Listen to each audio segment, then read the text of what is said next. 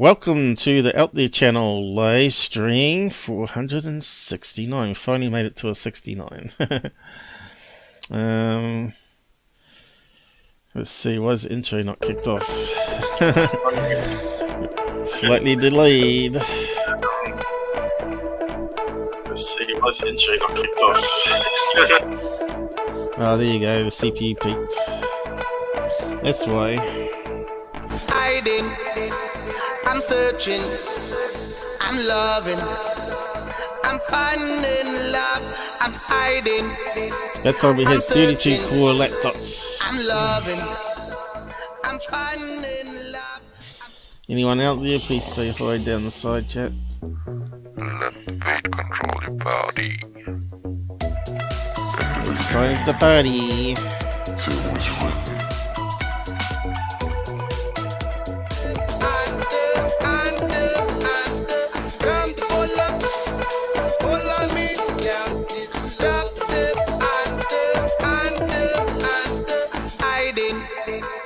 I'm searching, I'm loving, I'm finding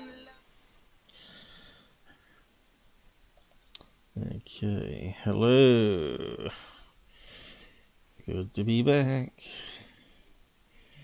I'll just try that. Why is it going so slow? I hope we're going to be sabotaged again.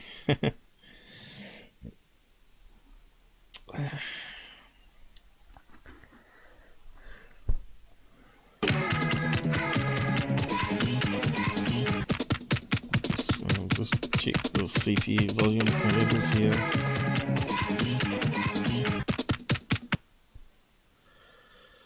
Should be going at full speed as much as I can get it anyway. So we have to what on earth was that sound? Sorry?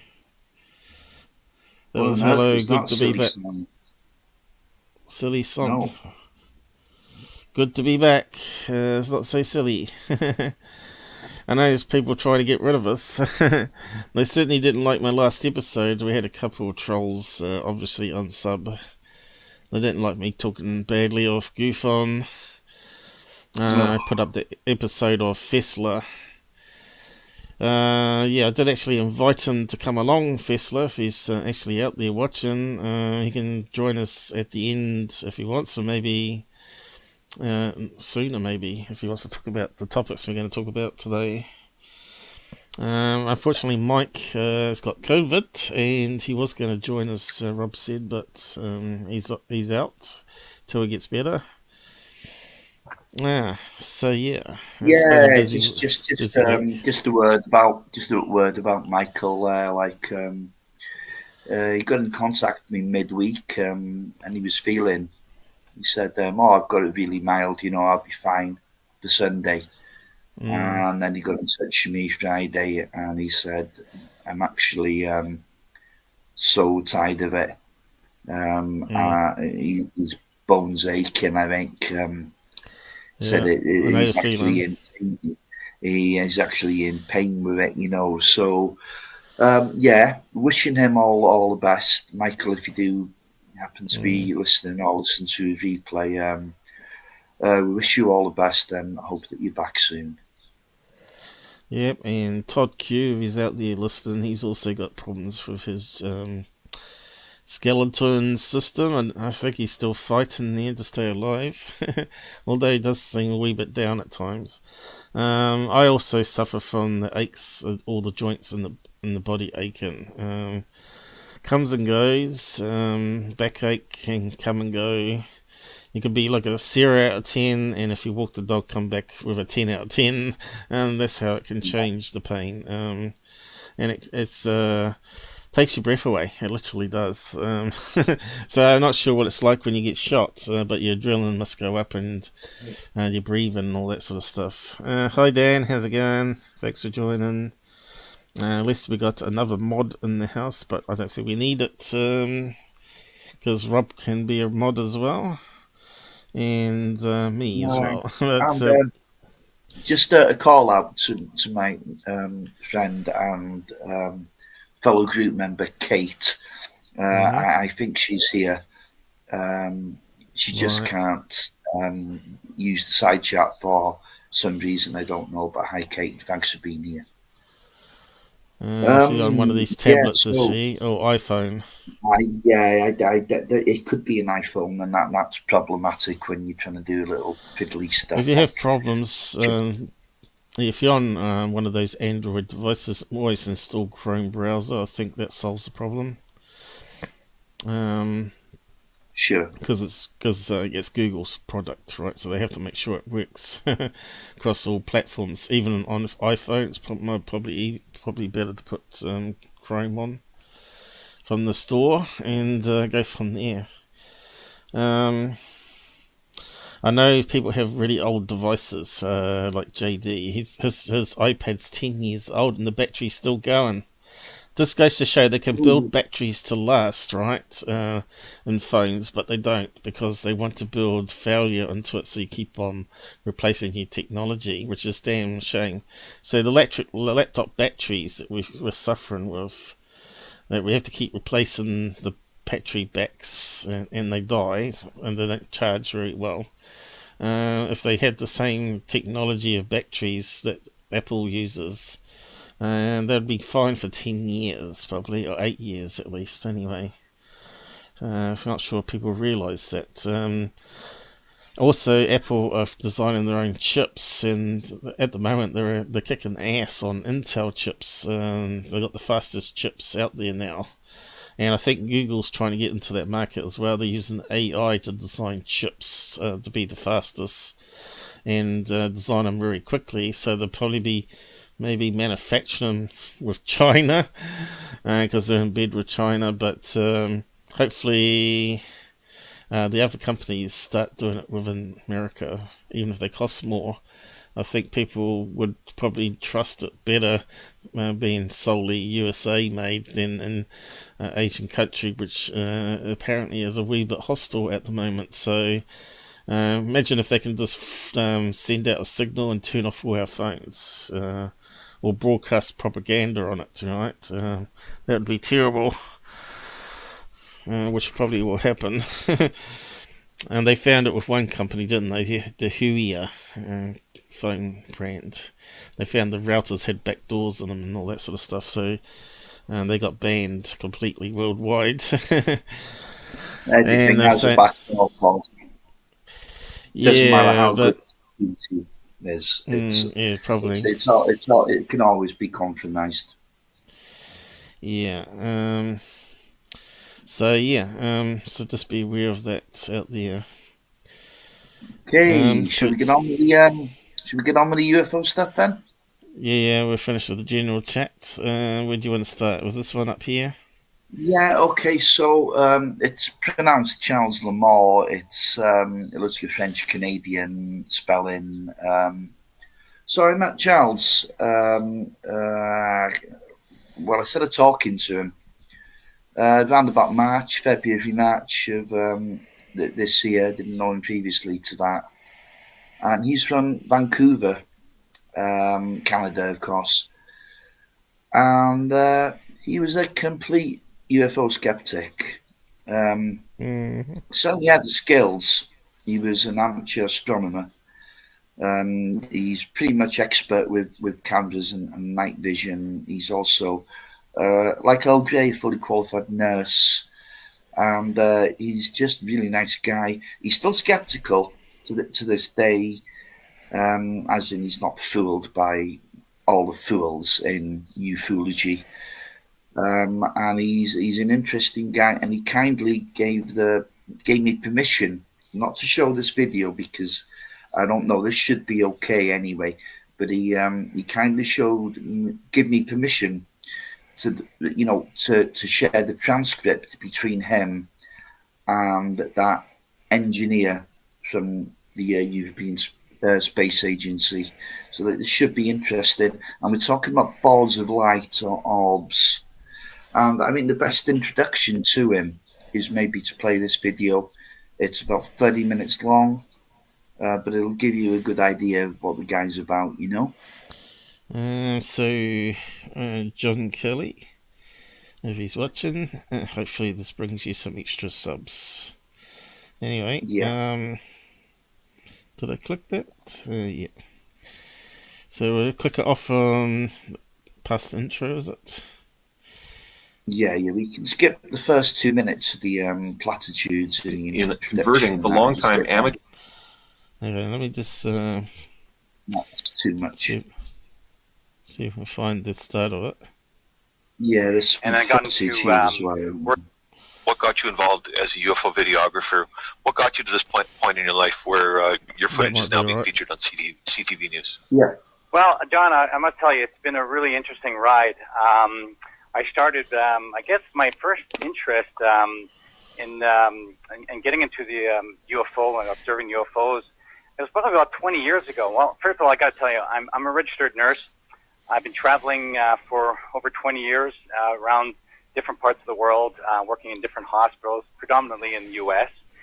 And about 20 years ago, I started first having weird, visions of, well, not visions, but I was seeing the numerical number 1111 all the time. It was really odd. I was working in trauma centers, working very hard, and seeing death and dying all the time.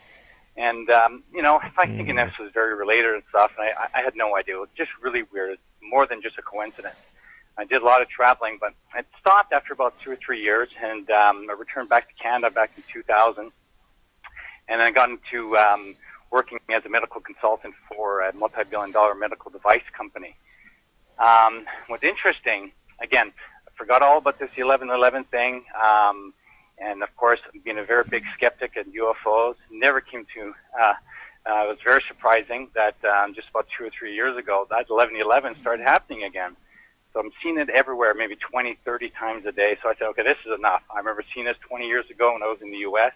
I'm seeing it again. So I did some more research, looked on the internet, and it led me to a lot of very interesting things, a lot being angels, spirit guides, being more aware with your own soul. And I thought, well, this is very interesting.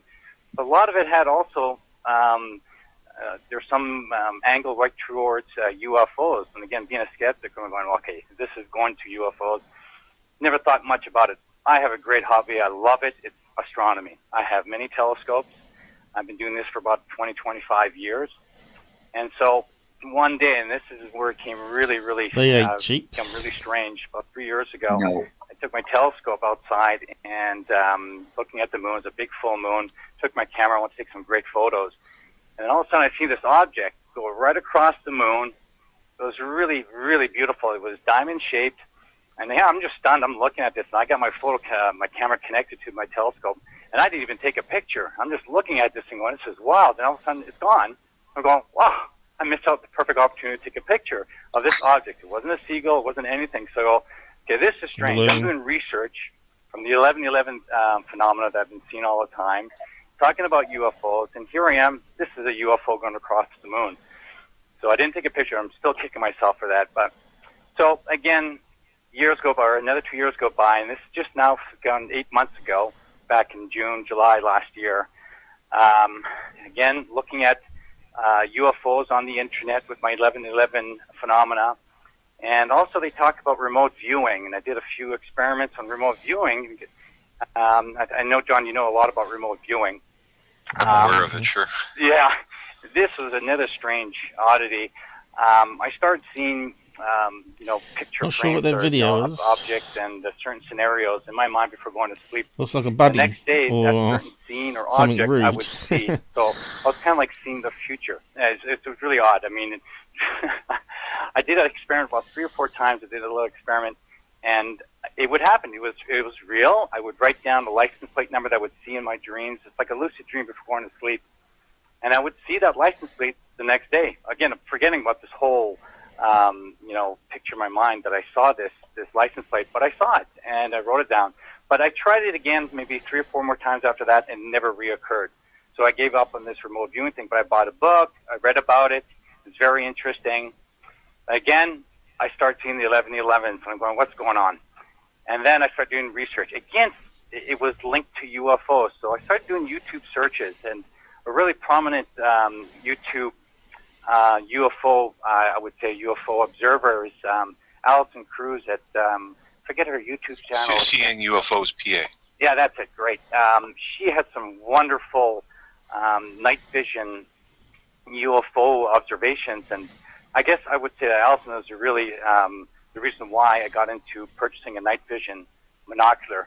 And that would happen about 8 months ago, back in June or so last year. And that's when I first started, using it outside my balcony on a 21st floor here in Yaletown, Vancouver. And that's when I started seeing a whole bunch of odd, weird objects flying around the sky. And first of all, I'm seeing satellites, I'm seeing seagulls, I'm seeing bats. At the time, I thought they were all UFOs because I was very excited about it. But I learned pretty quickly that I was filming.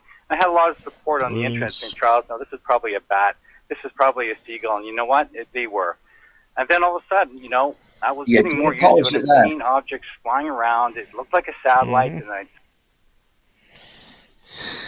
so you can see when he first started using this equipment, he thought, what the hell, everything's a UFO. But I tell you what, there was a learning curve, but he done it quickly. Some of the stuff he's captured, he's got a YouTube channel. He hasn't charged for anything. He's even got a documentary. He's never charged for that. It's all for nothing. He's got some interesting footage there, but we'll get back to that later. But this guy's no fool in what he's seeing. This image in the background they're flying around repeatedly, is that part of his captures? I thought I saw a copy right down the corner there. I have no idea. It kind of looks like a PP and two balls. You have a look at it next time it comes around. It kind of looks a bit rude. But anyway, just carry on. It doesn't matter what it looks like, it's what it is. It would stop and go the opposite direction. Well, that reminds me, not a satellite now, so but you remember that thing on Mike Myers' movie where it flies overhead and it's got various people saying Woody and all that sort of stuff. That's what it reminds me of. But anyway, just carry on. The first real UFO, and I have it on video.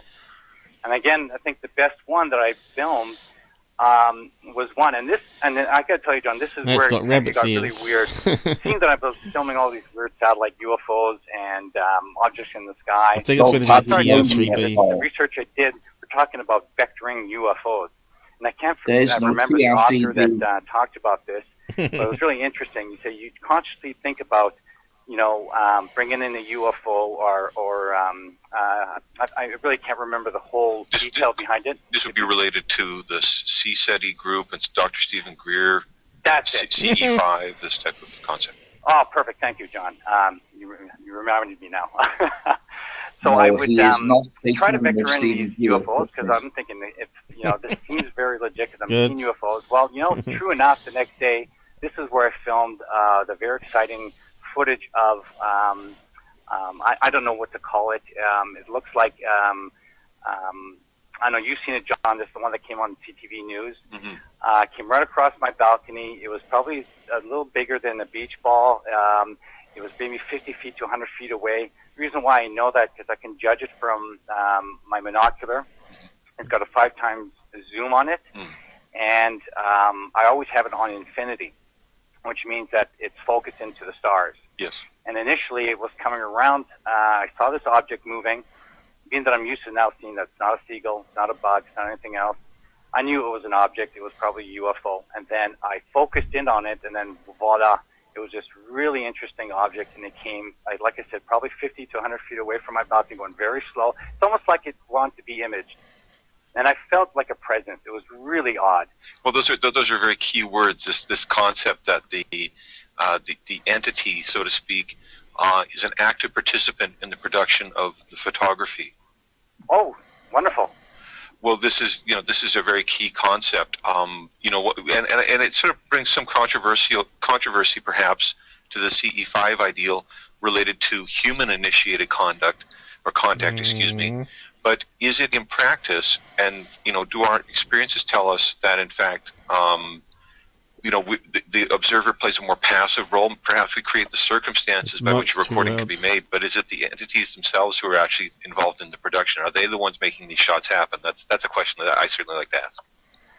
Well, John, for me, like, I'm still really new at all this.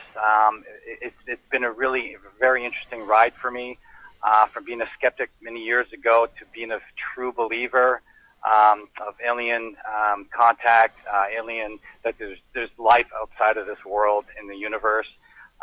It's, you know, I feel it instinctively every day. I think about this object that came around my balcony on a daily basis. It's been several months. I have weird dreams at night that I wake up and I can't remember what the dream was, but I know it has to do and related to the object that I saw.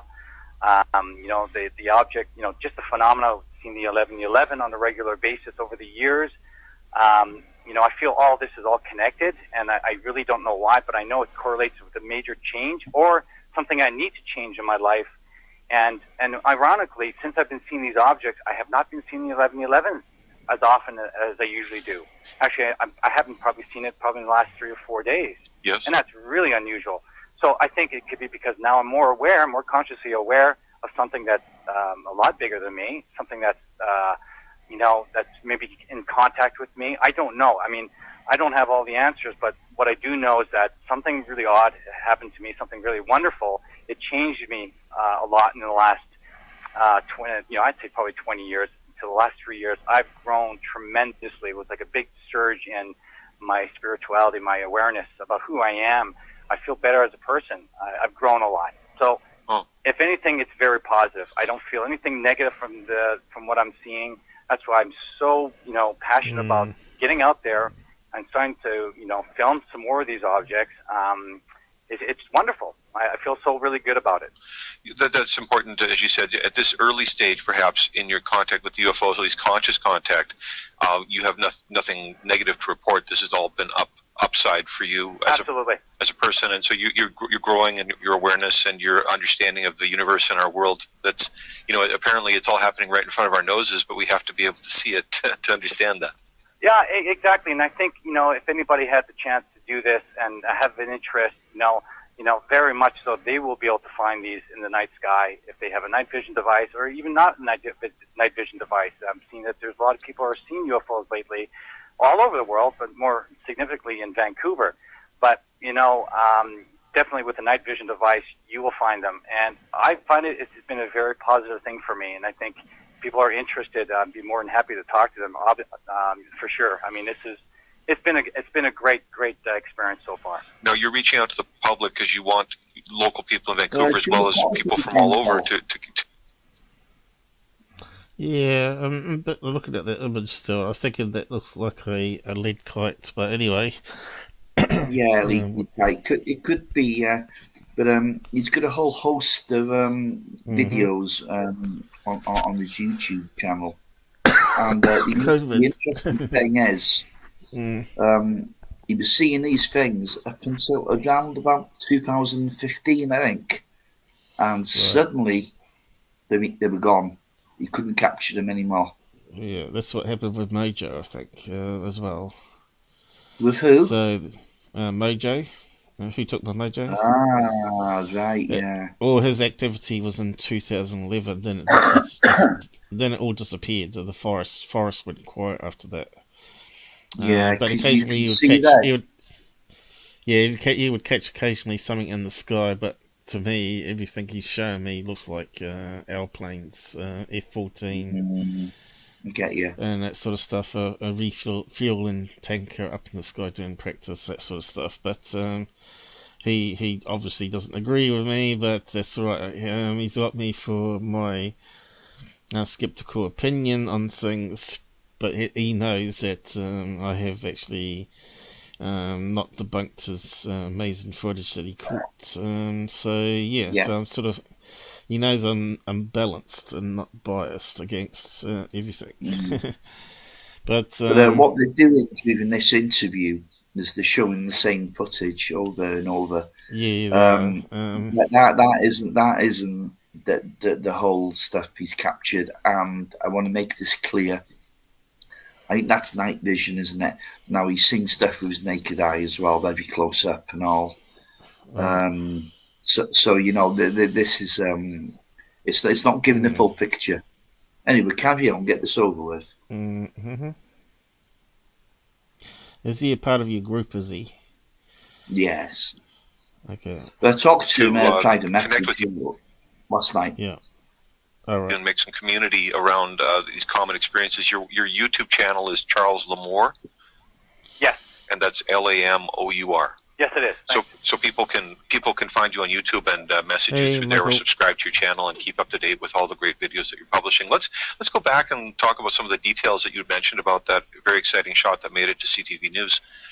You said that you pulled focus on the subject as you were taping it, so you adjusted the focus manually to bring it in. And did you check with your naked eye to see if you could identify it without the scope as well? Yes, absolutely, and I could not see it. That's why at the beginning it was a little bit shaky. I was, looking through my pocket video recorder LCD screen, and then I would look up, and I would see absolutely nothing. See, the thing is, he's got light bleeding around here, see? And if you look at where it goes to, it forms a triangle shape as well. Which kind of means it's reflecting. It looks like it's reflecting off canvas there.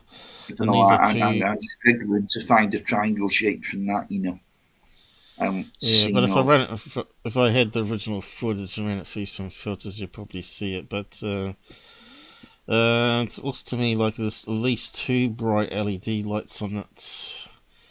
Of course, we don't know if it's color or not. If that's the real colour or not, whether they mucked around with it, but could be a third one on the tip of the kite there. So you got to remember, some of these RC kites can be stringless. That's why they're called RC, remote control.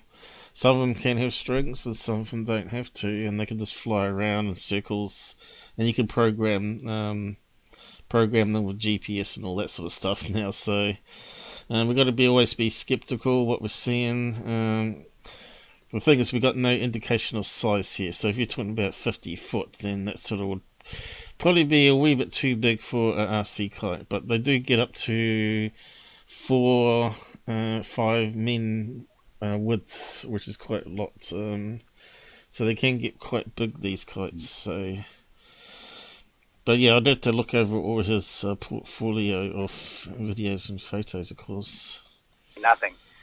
Granted, I'm overlooking the Granville Street Bridge and the Burrard Street Bridge, and there's lights around me. But, even so, because of the altitude, it was just higher. I'm at the 21st floor, so I would say another maybe 100 feet up in altitude is where the object was. I would think, with all that light, it would be shown. You'd be able to see with the naked eye, but there was nothing there. All right. Now, let's go back and talk, in your experiences as an astronomer. I mean, you've had access to a lot of equipment.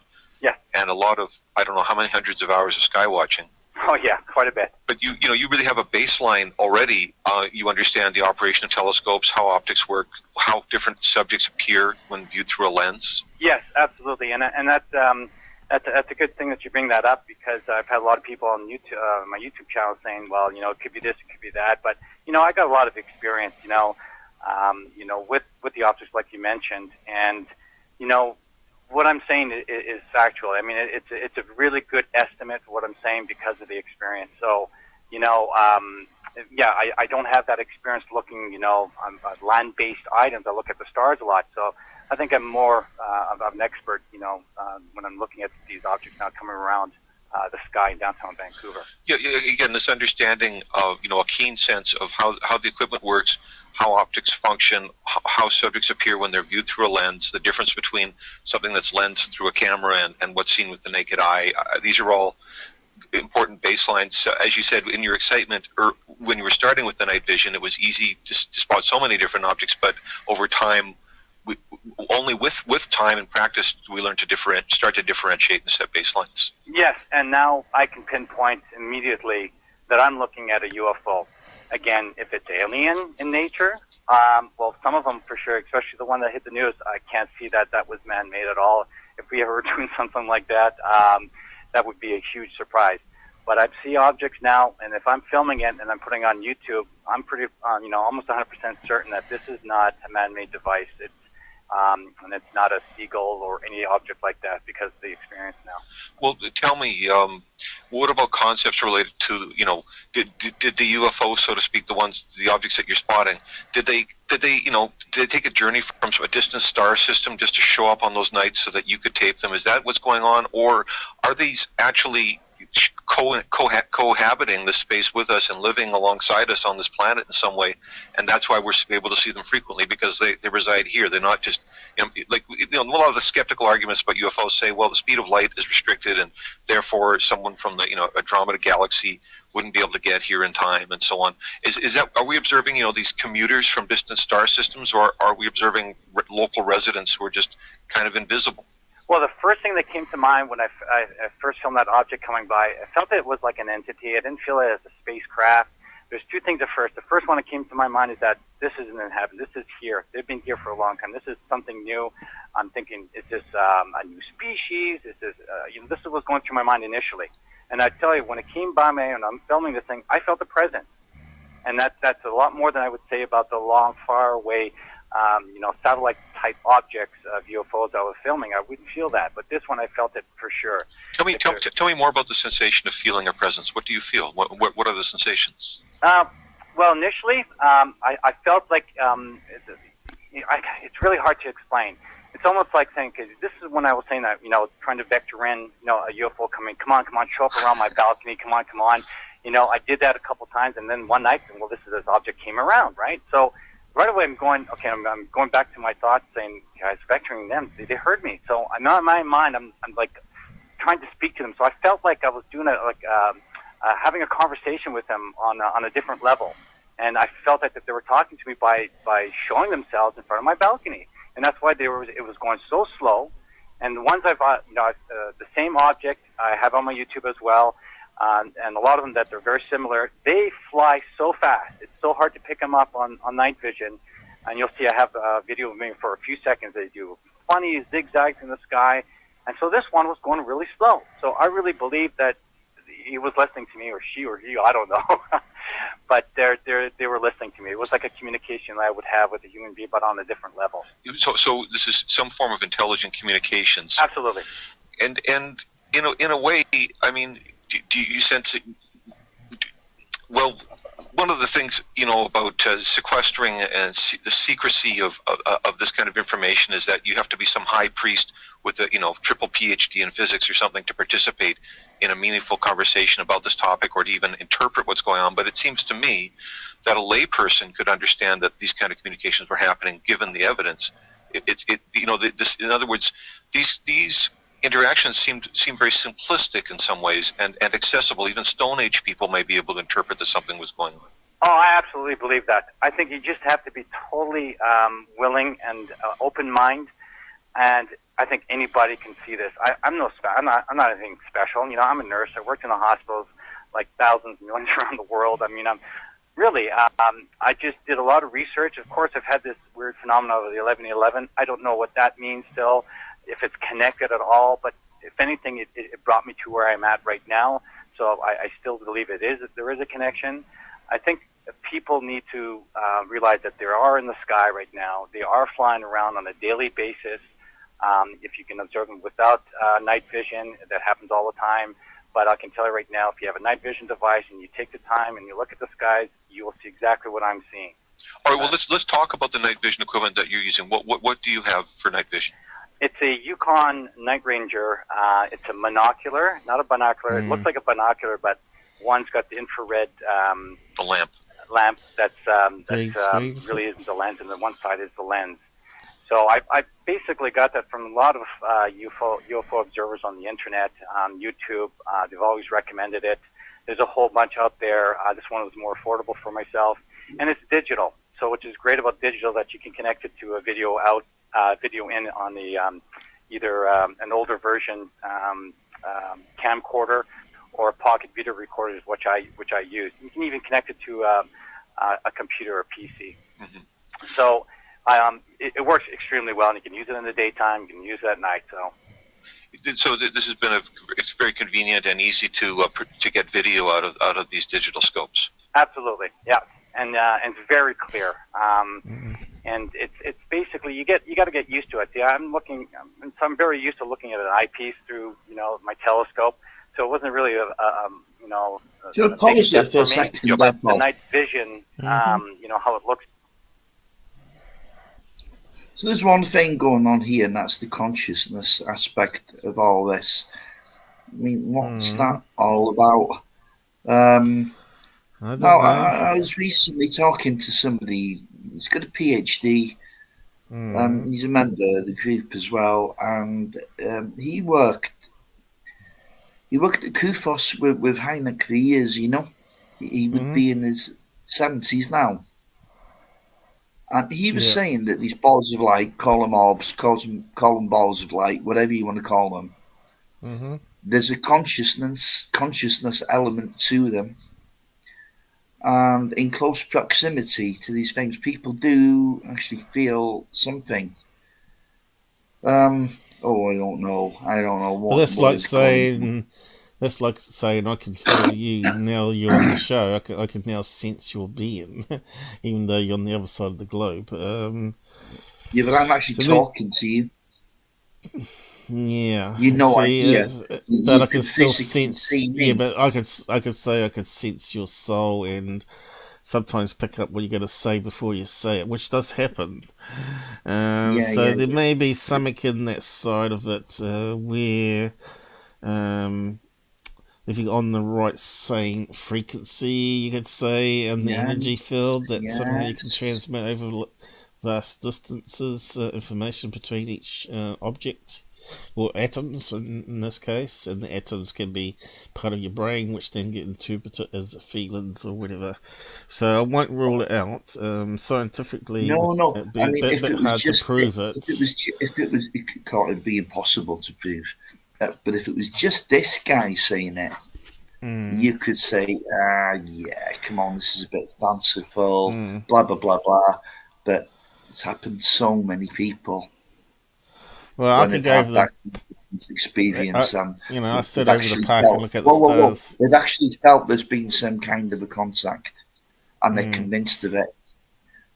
Well, I often go over the park and then have to sit down because of my back, and I just look up the stars, and I think about UFOs straight away, right? Saying anything out there, but I never see anything, right? I never feel anything. But he can have this feeling that you're not alone, right? Whether it's spiritual, but when you're in a park alone, you have this, and the cold breeze, right? You get that sort of spookiness about it all, and you sense it's maybe something bigger out there looking, but you can't see it. But whether that's paranormal, you should try it sometime. You especially if you go into a forest. There's something about walking in a forest that you get this. I don't know. It's like that spiritual feeling that he's talking about. There's some. You can feel the energy from the trees, so to speak. Whether they're trying to communicate with you at the park is another thing. But like I said, there's a lot of stuff we don't understand, and a lot of stuff we can't prove. And feelings are feelings, right? So, but if you get a lot of people saying they can sense stuff, often scientists will do some experiments with infrasound and ultrasound. And there might be a low humming sound that's sort of going through your body that's causing you to feel that way. Which is often the case in a lot of paranormal stuff, apparently. And ultra frequencies as well, which are harder to detect, I guess, because that's above high frequencies, right? Well, the drum and low sounds, you get with the earthquakes. Like you can sense the earthquakes coming towards you before it hits you. It's the sort of thing that you could experience in New Zealand, and especially if you're sleeping and laying down, you can wake up just before it hits. It's like your body wakes up. But anyway, it's interesting stuff. Consciousness, anyway, and trying to interpret it. But then you get Mick West and people like that thinking you're just a bunch of nutters. So you're never going to win. But it makes sense that a lot of people talk about telepathic aliens. I've yet to experience it myself, but and see a UFO be summoned down. So when I'm sitting at the park, I'm doing CE5, right? So I'm saying, is anybody out there? Show yourself. And it doesn't happen. And that just proves more and more that CE5, they're not lapdogs and they don't come down to you, or it doesn't work. Well, at the end of the day, Paul, we're living in a quantum world, and we're still thinking in Newtonian terms. And it's not going to work, or at least Mick West is doing it that way. You know, if you start with the premise that there's nothing unusual, there's no ghosts, there's no Bigfoot, there's no UFOs, everything's explainable, then your conclusions are going to reflect your attitude. And unfortunately, they do, even though they've been contradicted by people far more qualified than him, he still won't have it, and he's got this rigid outlook. And I'm afraid he's not worth listening to. That's my simple conclusion on Mick West, that he's a good reality check. You know, with some of the stuff that the likes of Cobb Bell was bringing out, you know, and he was oh god, Mick was in his element there, you know, tearing all that to pieces. Well, we didn't really need him to tear it to pieces. You know, just as UFO enthusiasts, we were seeing through that crap anyway, you know, so we didn't need Mick to confirm it, but there is some stuff that is just beyond explanation. But Mick will find a way, because it doesn't fit in with his paradigm to think otherwise, and that's unfortunate. I was just trying out a new feature on Super Chat. We can set up polls now. Did you realise that? Oh yeah, I've done it. Yeah, I've done that. So we could ask some questions and see if people respond to it during the show if you want to. Have you got any question that you want to ask? Let me know and I'll put it up. So yeah, we got Dr. Greer tonight, Men in Black, Roberts, and Kiwis, and we got those icons available also if you're a member. Okay, I'll just put up some examples here. Yeah, Paul, we need to run this video to its conclusion first, you know, before we start messing about in the middle of it. Otherwise, we're just going to lose all track of what we're doing. So yeah, I should really ask a question though. Maybe, do you believe in what do you call it? Does it only allow us to only do one poll? Wait, let me do another one. Should ask if we believe in telepathic communication or something.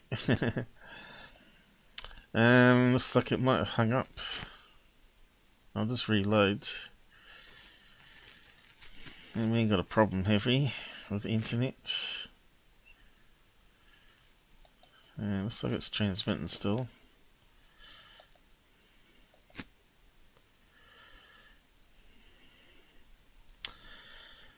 There's always problems. Let's reload it. I thought it'd be a bit tricky testing out the new code while I'm live, because it normally goes wrong, doesn't it?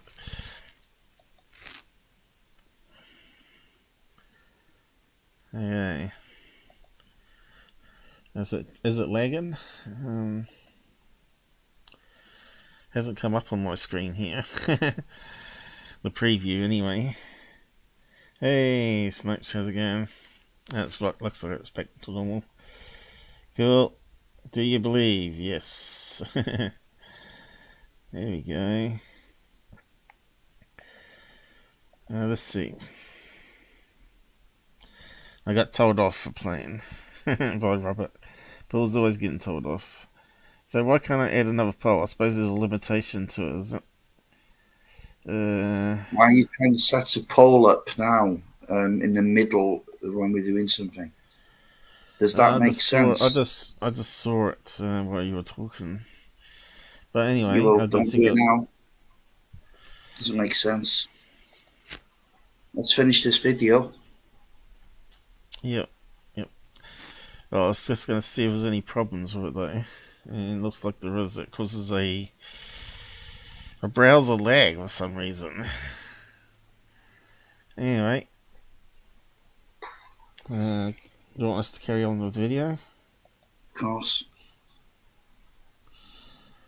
At night, you're looking into, a complete, darkness, and it's all bright all of a sudden. So again, this is why when I was seeing seagulls and bats with night vision, I had no idea. I thought they were UFOs because just the way the night vision looks at night.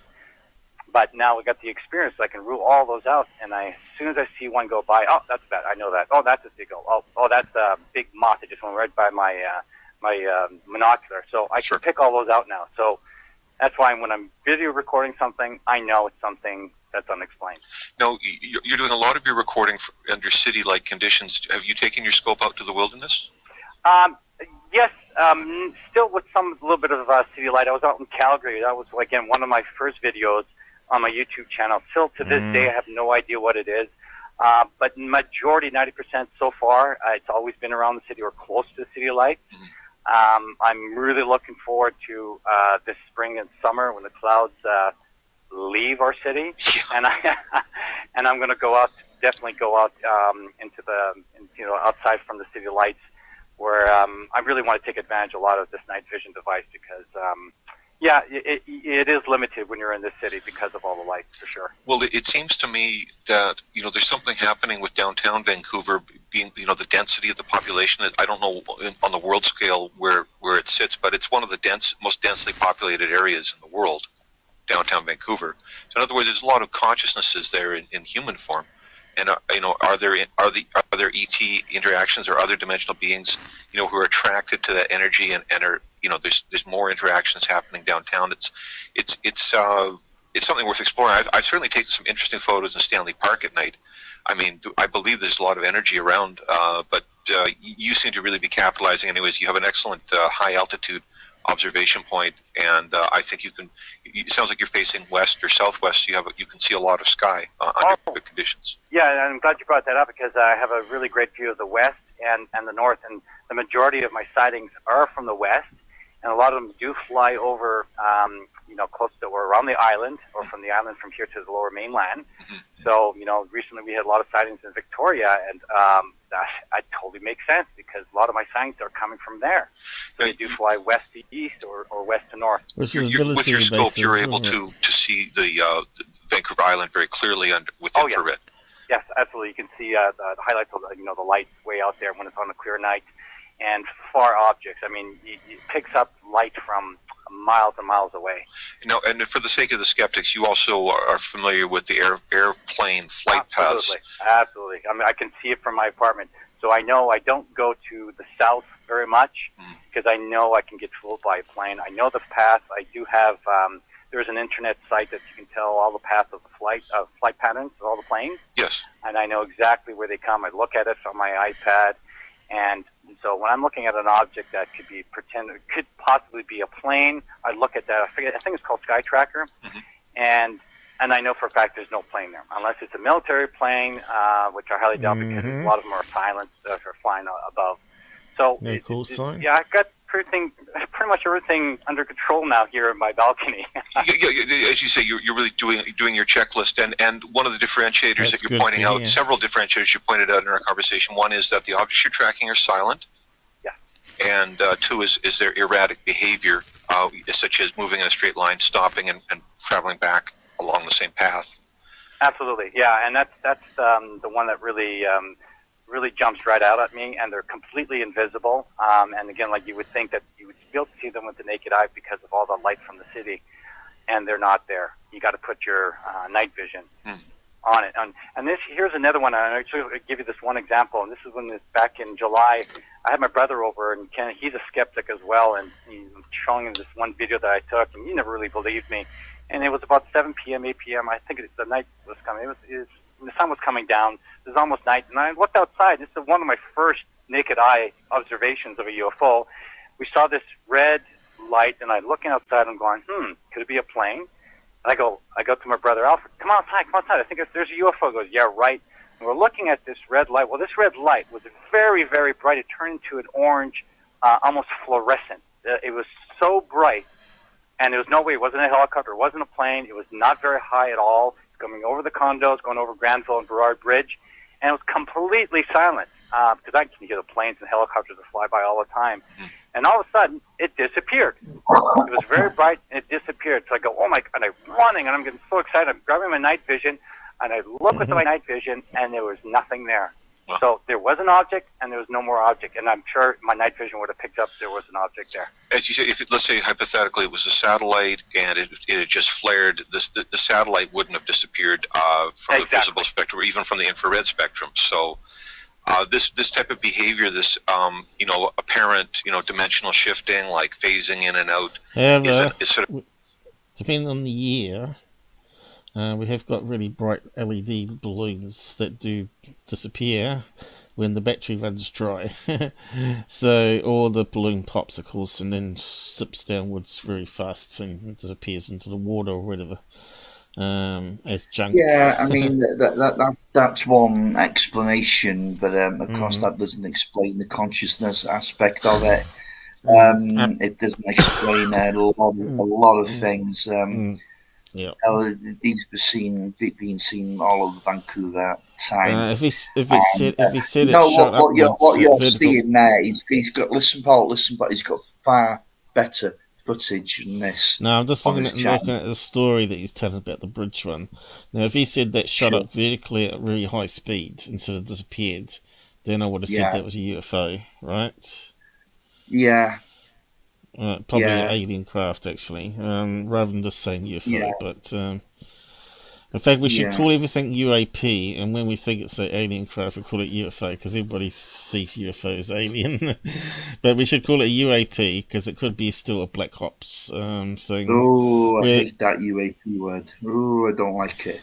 I know, but it still means unknown, right? It's that one comes across as unknown, so we haven't actually labelled it. Then identified, doesn't it? Yeah, sure. Yeah, we haven't labelled it, but UFO has sort of gone from being unknown to being already translated into our brains as being alien craft, and rule out all the other things, right? That's the problem with the term UFO.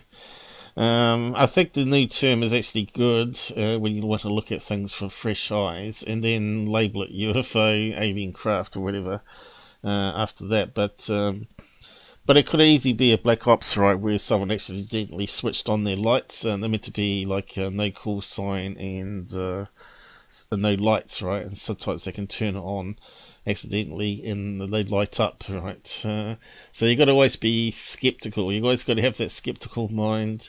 Unless they're doing some crazy flight maneuvers that can't be explained, then we're already going off into the alien path line. But now we've got these hypersonic look, I'll say this. Yeah, hold on a minute. If it's in the last Paul, if I can get a word in at least if it's 2015. Jesus. Just let me finish what I was going to say. If it's 2015, we can't rule out hypersonic drones now. And that's just another thing thrown into the mix that makes it more difficult for us to eliminate UFOs, alien craft. So that's all I'm going to say on that. But just keep skeptical, keep questioning everything, and keep collecting more data, of course. Someone may capture it on a different angle, see it up closer, see more of the craft itself, which can do away with balloons and all that sort of stuff, drones and stuff. But carry on. What do you want to say? Yeah, as I said, the best thing you can do is go to his channel and have a look at all the videos he's got up there, and believe me, it's not like Security Team 10 or Third Phase of the Moon. Can you post his link? Paul, let me finish. Please. Can you post the link to the side there when you say his site? Because people will be interested. I just started talking. Can I finish talking? first? Yes, you can. Please. Thank you. That's all I wanted. Yeah. So if you look at his channel, there's multiple videos up there.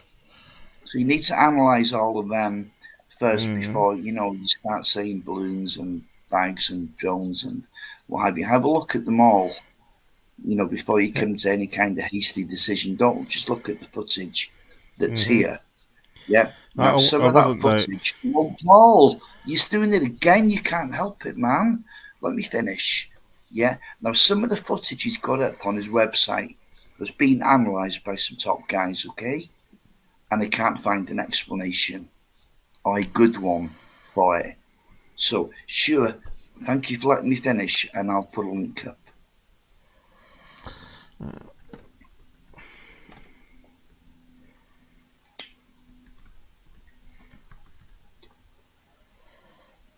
So do you want to finish this interview? Yeah. I was going to say put up his link for sure so people can go and have a look at his videos. I think he said it at the beginning of the show here. Probably be in the description maybe of this video, but we'll just carry on here without me stuffing it up. Sort of another indicator. It's not just objects moving past the Earth's shadow. There are these different indicators that helps to differentiate when it's a UFO, when it's a conventional object, and this is, I think, and as someone as yourself who has an interest in sciences and is able to adopt a skeptical stance. There seems to be more and more evidence weighing on the UFO side, saying that these UFOs are quite common. This isn't like once every 25 years. This stuff is happening. Yeah, you're absolutely true. You're absolutely right. There's tons out there, and people need to know that. And I think people are interested in this. They need to get themselves some time to look at the sky and get a night vision device, and they will find them. Mm-hmm. No, so this is the thing. We're in this era, and this is my summary of the times that we're in now. We're in an era when there's civilian access to relatively inexpensive night vision equipment like the Yukon Ranger, and people who are interested in the subject can break free of the bureaucracies and the politics that have sort of started to stonewall individual exploration of the UFO topic. We can break free of all of that, go on the grassroots level, and go back out to nature. Look up in the sky ourselves and start exploring and documenting and producing videos and publishing, like you're doing, Charles, getting them on YouTube in front of potentially millions of viewers. This is the opportunity of our time. We have access to relatively affordable night vision. There's currently no restrictions on camping equipment. So this is an optimal time for people to take advantage and to become a participant, on the front lines of the, we're advancing the borders of knowledge, the frontiers of human knowledge. We're participants in something historic. I think Alison Cruz, our mutual colleague in Pennsylvania, agrees that these are historic times, and we have the chance to be participants. Well, I couldn't have said it better myself. Actually, that was perfectly said. Actually, I don't think I could ever have said it better. But that is so true, John. And I'm excited, and I really feel positive that there's going to be a lot more people doing what I'm doing. And again, like I said, I'd be more than happy to help people look at where to look in the sky and what to look for, and not to get fooled by a lot of the man-made objects and our flying seagulls and bats and all these other objects are in the sky. And your learning curve will be so much quicker, and you will find these UFOs. You'll see these transparent orbs. These transparent orbs, they look like a donut, but actually these transparent orbs, if you focus them in like I did with my night vision, you will find that it's that entity, that object that came around my balcony. That's what you will resolve that transparent orb to be. This is what I found. I've had one come around the balcony that was maybe 10, 20 feet away. It was completely transparent, but you could see the outline. It looked like a donut. And it was bouncing around and dancing. And I even have it. It's on YouTube. I go, why don't you just come closer, right? Again, it's pixelated. It's my voice is all, was it one of the cheaper recording devices that I had? And then within the 3 seconds, this object just came around the balcony, or around the side of my building, and it came right across my binocular. Because you can see the bright object, from the night vision, kind of like reflect right against because it must have been maybe about a foot or 2 feet away, and went right by, and I just went back, and I went, whoa, not that close, and then it was gone. It was really actually, that's the only time I felt a little nervous, but I think it was playing with me. I mean, it seems so weird that I asked it to come around, come and see me, come closer, and it did. Yeah, I agree with you. That is remarkable. You know, these are profound experiences. These are encounters with nature. British Columbia has long been marketed as supernatural British Columbia. There's a lot of good reasons why, and I think, you know, your videos are compelling reasons why we're living in an opportune location in this city and in the surrounding wilderness to be participants. Charles, I want to thank you so much for taking the time to be a participant here on UFOM and give us your story. I think you're doing fascinating work, and I'm looking forward to staying in touch. Yeah, so the crackle there is actually popped up on Jitsi, and it's detected the crackle, and it's put up a message, so I'll just get rid of that. Looks like he's got his mic too loud, and it's causing clipping. Where's the message down here? Yeah, it's picking up noise on the microphone, it says. Yeah, it's because we're playing it back to you. Okay, all good. So we're finished with this one. It's down the side chat if you want to go and re-watch it. And probably his website probably be more interesting that Robert's just put up. And well, we got a PDF here. Yeah, do you want to have a look at that first? So what happened?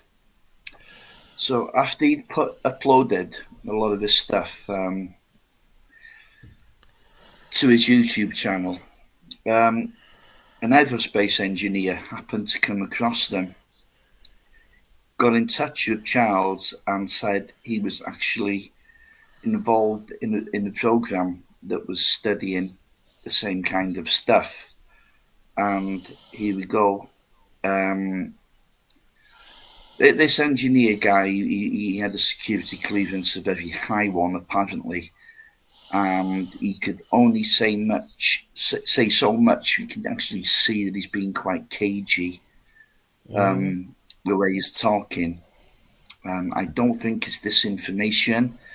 I think it's fairly sincere, but he's very aware of his security clearance and his job. But it's quite interesting.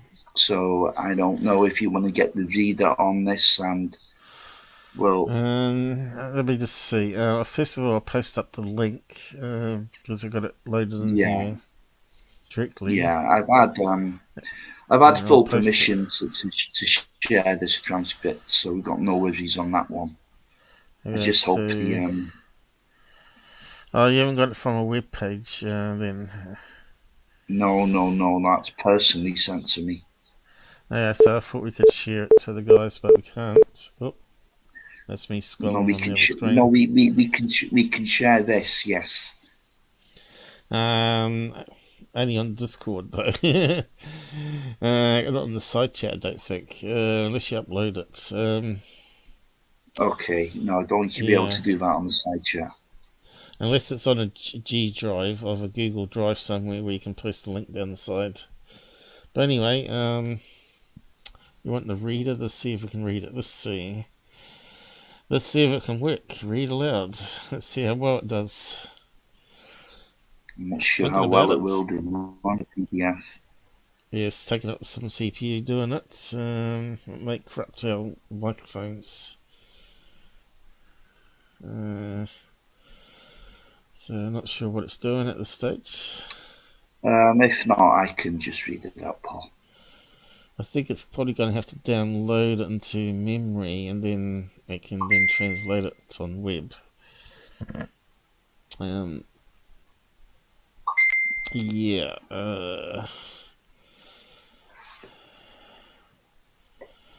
Maybe we'll find a bug and crash it.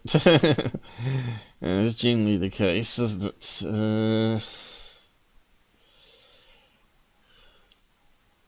Local or shared file, it says there. So I'll tell you what.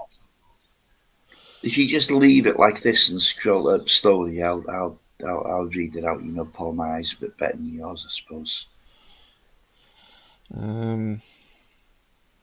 It should read the PDF. We've done it before. So yeah, but it's taking the start of it there. So where do you want to you start have the from? start of it. The beginning.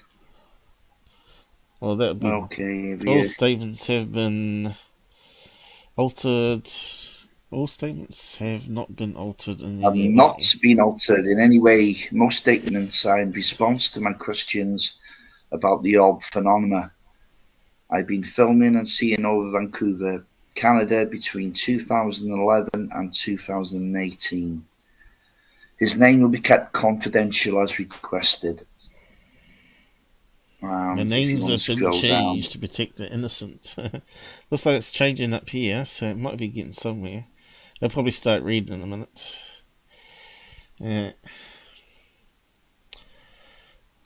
It's a good test. So this is the engine. Yeah, just carry on. Okay, so this is the engine. Yeah, so this is the engineer to Charles. Dear Charles, many thanks for your message. Precisely, I added I'm not really sure what that is, a U something. U-box. I had already seen your YouTube channel with interesting infrared videos. Indeed, I work for the space industry within Europe and North America. Unfortunately, I could not define what you captured on your videos, with only the information and images provided on them. But they did not behave as any of the spacecrafts I know, human-made or not. Many of these elements do not even have a defined molecular structure, so they could just represent what is called a quantum energy condensation from an unknown source. Now, what the hell does that mean? Whoa.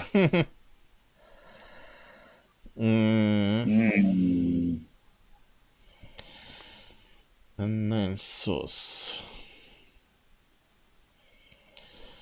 Let me see.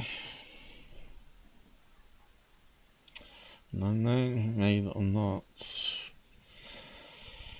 Elements do not even. So he's got a spectrum analysis on color spectrum. Is what he's saying? So just I don't know. percent. Who knows what type of who knows what type of research they were doing? Whenever someone uses quantum, to me, it means they don't know. They're just guessing. It's like those little gadgets you can get onto your smartphone, and it's like a hardware thing, and actually has looks at the full spectrum, ultraviolet to infrared, and it can tell you what elements make up that color. So if it's a neon light, they can tell it what gases are in it. So you can actually get these for your phone. You can also use some special software that sort of uses RGB matching to the video and tries to tell you how bright it is and what would cause that brightness, like a blowtorch or LED light or whatever. Well, do you want to scroll down so I can read the rest before everyone falls asleep? Yeah. Hi Charles, this topic about the orbs and many of the skies anomalies is really complicated. There are many sources that work as the cause of these anomalies. Even though I can assure you that strange objects are orbiting close to polar regions, and those are not man-made artificial satellites. Regarding my quote, please feel free to use it, but never provide my name, since I am currently working under different security clearances. But this theory, respect to the so-called quantum energy phenomena, is a variation of the known as network theory and only represents a small... Paul, are you keeping up with me here? You need to scroll down. Yeah. A small quantity of these objects that appears close to the ground, max to approx 8 kilometers altitude, depending on the region. The topic is huge. Now that in itself is a very interesting statement, isn't it? Mm-hmm. I think this is slowing it down. I think you need to just call that dog off and let me do it. Yeah. If it was a web page, it would work. I think it might work. But anyway. Never mind. Okay, so this is Charles speaking now. Thanks again. No, I'll never use your name and probably not use quantum energy condensation too much, as it's really over my head. It's over mine as well. I told all my Facebook friends and he sent me some info on the subject. Anything you tell me will be completely confidential.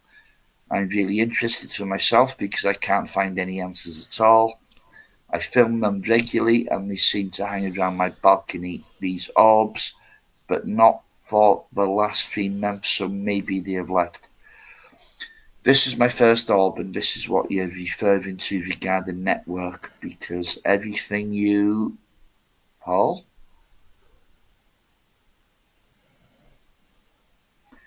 Everything you mentioned in short paragraph is what I'm seeing. Wow. Look at this plasma-like orb, very intelligent, hanging around for several months and never returned. Thanks again. This one is for sure the freakiest. So, okay, I don't know, you've skipped a bit there. It could be what they're trying to say there is plasma energy, which is like ball lightning, of course. Yeah. So we got down to there. Did we? Freakasus? Oh, my nose No, is you missed a bit. Missed a bit? Yeah. Well, you've missed. You just go. I have no idea where we are now, Paul. You're skipping all over the place, mate. Network, we got down to... I'm pretty sure we went down to Freakasus. So down to Charles now. I'm not sure we can upscale the font, can we? Is it big enough for you? It's big enough for me. If you want to keep it still, you know. If you're going up and down, I don't know where I am. Does it get bigger if I click on that? Let's just switch. What's the plus do? Let's go up. Zoom in. There we go. That's a bit better, isn't it? Okay, there we go. Yeah, that's fine as long as you keep scrolling down smoothly. Okay, so this is Charles again now. Just wondering if what I'm doing, filming these objects, help you and your colleagues in any way, how they react and travel in the sky. Just curious. So it's dated there as well. So that's short there for the Aerospace Engineer. Do you want to scroll up a little bit so I can see the top of that, Paul? There we go. Hi, Charles. I told you, topic of these orbs and other floating elements is a sensitive issue, since they are not related to man-made causes or any of the common nature effects. Any of those structures that you are filming cannot be held, cannot be grabbed, right. So, okay, yeah, I understand. They do not follow the general laws of physics, but they are running through the relative and quantum domains in our current knowledge level. Once we started changing our perception of reality, creating proper mathematical models that unify the most basic laws of physics, electromagnetism, atomic and macroscopic, nuclear and gravitational, we could start understanding reality from a more real perspective. Unfortunately, all of these topics are not studied with the public domain institutions, and my domain is related to other different topics. Very interesting stuff. Wish I could understand it. Charles, thank you. My apologies if I'm asking more questions than I should. I just really appreciate your feedback as it's helping to understand the phenomena a little better. There's been an itch I can't scratch now for 3 years. Don't know why it has captured my attention. So to almost... Paul? Obsession. I never wanted to believe in UFOs. I'm a professional medical practitioner and consultant, so again, my apologies, and I appreciate the explanations you have offered me. All the best. And it goes on. Here he is again. Hi Charles, don't worry, no apologies needed. This topic goes further than just UFO, aliens, or whatever society has been programmed to think. It's mainly about a deeper understanding of life itself. I'll be glad to receive any material from your side. I'm always open to provide some feedback. Have a nice day, Charles. Blah blah. Kind regards. So this is all to do with Einstein and space-time and all that sort of stuff, right? As you know, my viewpoints on space-time being wrong. Although the idea of energies, though, as universal. So even though a theory can be wrong, the concept of energy coming from another dimension is not out of the question. But anyway, just carry on. Okay, so Charles, much appreciated. I'm in the process of writing a white paper on my experiences. Last 3 years since winter in Vancouver is cloudy most of the time. Give me some time to work on something I've been wanting to do for a long time. I'm in the medical field, so I thought it would make sense to write a paper. Appreciate your help. I'm sure we will chat again soon. I've had the orbs do some flybys of my apartment again after a few months of nothing. Such an odd phenomenon. Did a documentary instead. That documentary is out there somewhere. I've seen it. Yeah, follow. I'm just typing up something in the side chat.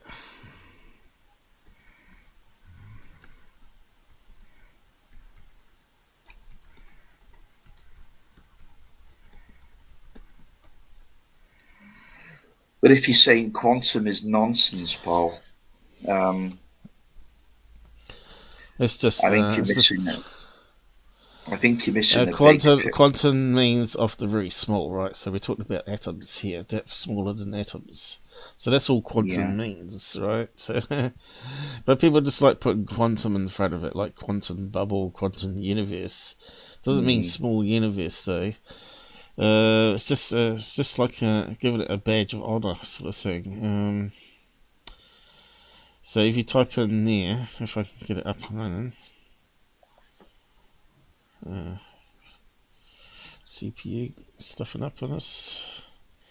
You see the CPU is clugging for some reason. Yeah, well, don't lose your place in that. No, I won't lose it. So if you say, what does quantum mean? Let's just put it up for people.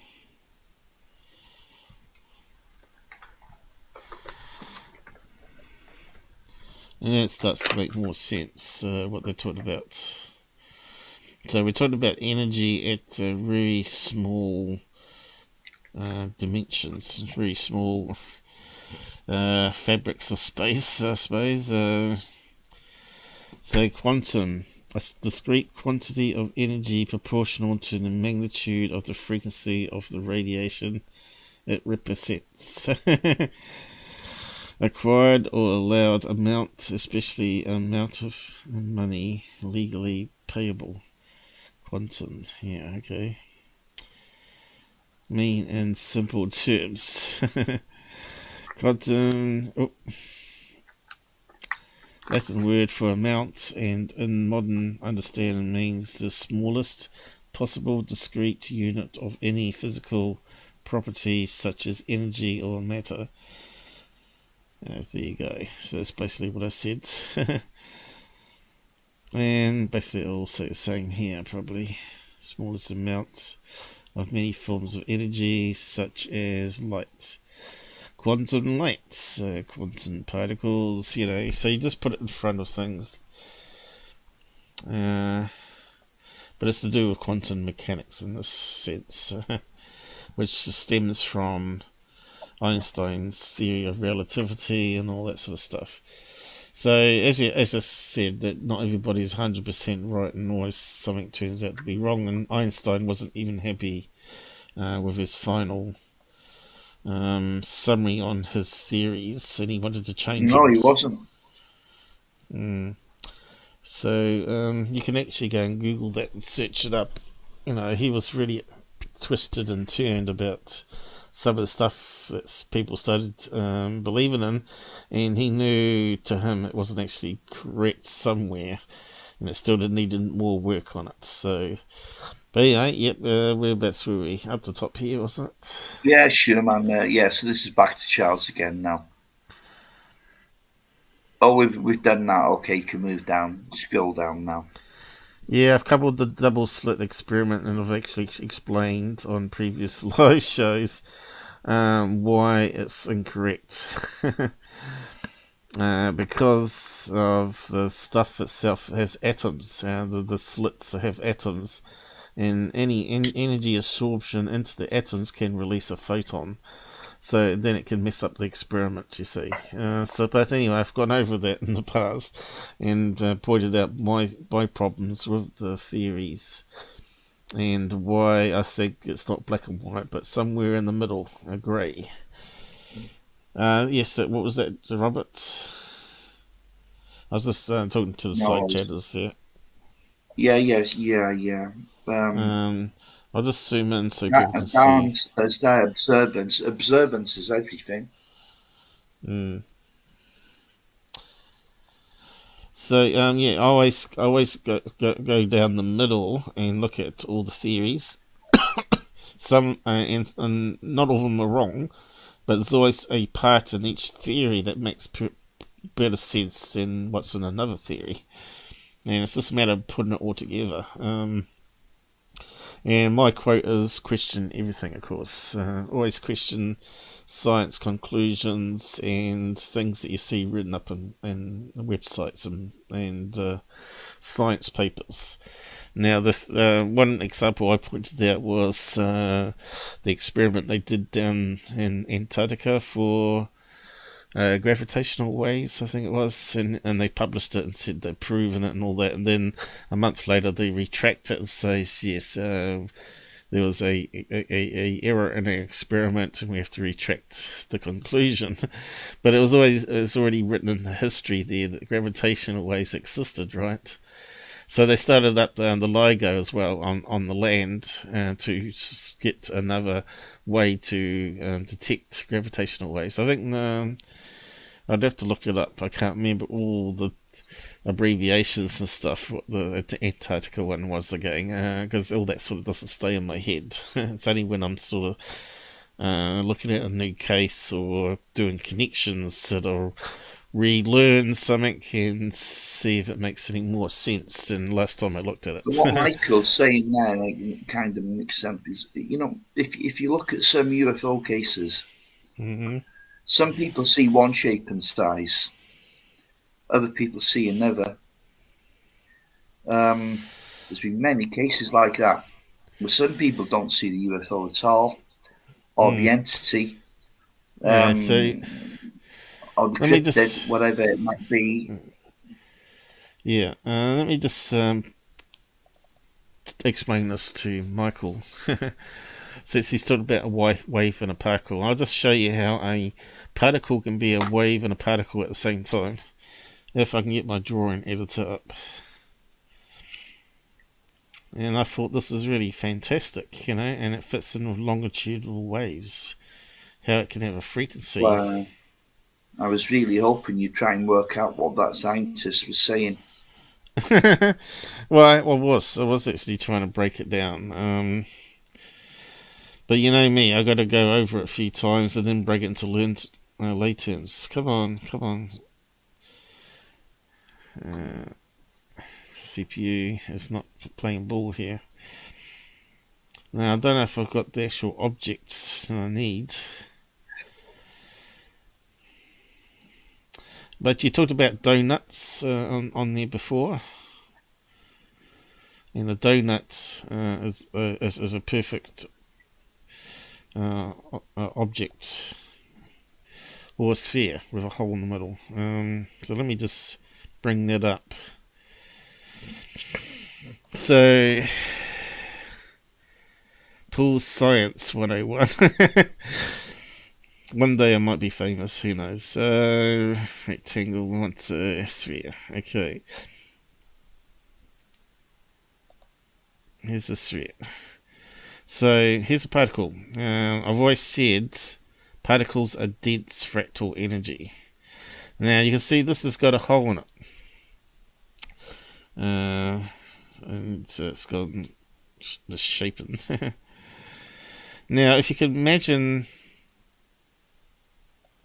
this is moving through space. Let's see, I should really have drawn brought up a proper arrow. I should be drawing a line. It's not picking up my colour. Okay, so imagine it's going through space that direction. Come on. I think it's Microsoft Edge. Since we loaded that PDF, it's just sucked to our CPU around. Now look at it, it's just going all over the place. That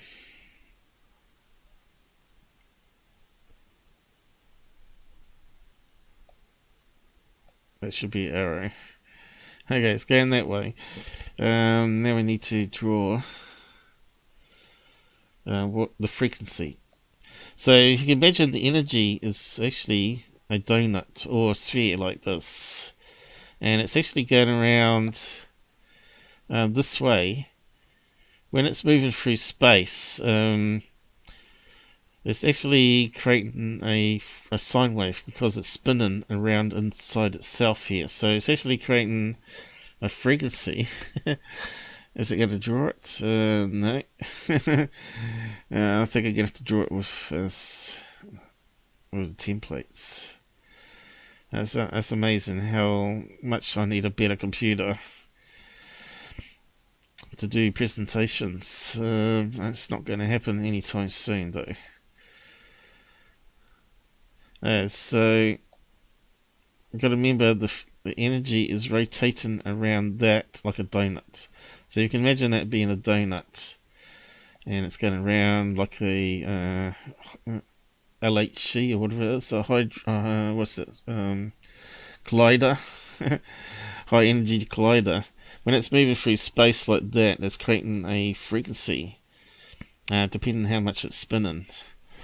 But it's still a particle, and it's still energy.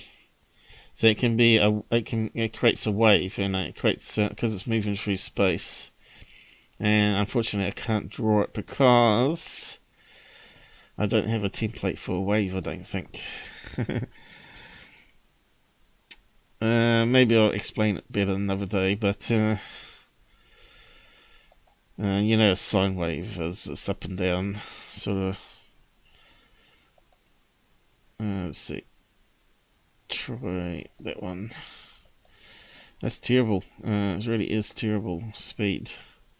It's like DX66 again. Did it pick it up? Nope. It's gone back down there. Keep selecting that one.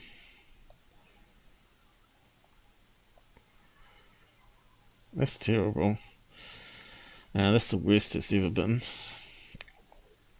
I'm going to have to explain it another day, but anyway, if you can imagine a donut or a sphere with a hole, because they've done experiments, and now it's catching up.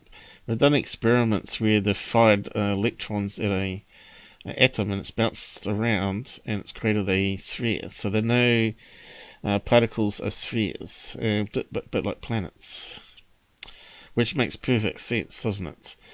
So if this thing's moving through space in this direction, and that's spinning around, it's creating a sine wave as it's spinning around, which is your frequency. So it can be a wave and a particle at the same time, and that's how I see it. Okay. I hope that makes perfect sense. I can't can't draw it though, unfortunately. Not without CPU. One day we'll fix this situation so we never ever have this problem again. I got a feeling the Edge has done something nasty in background. Probably need to reopen it and it'll release 20% CPU probably. Are you still there, Robert? Or we lost you? No, I'm still here. Okay, now we'll get back to this.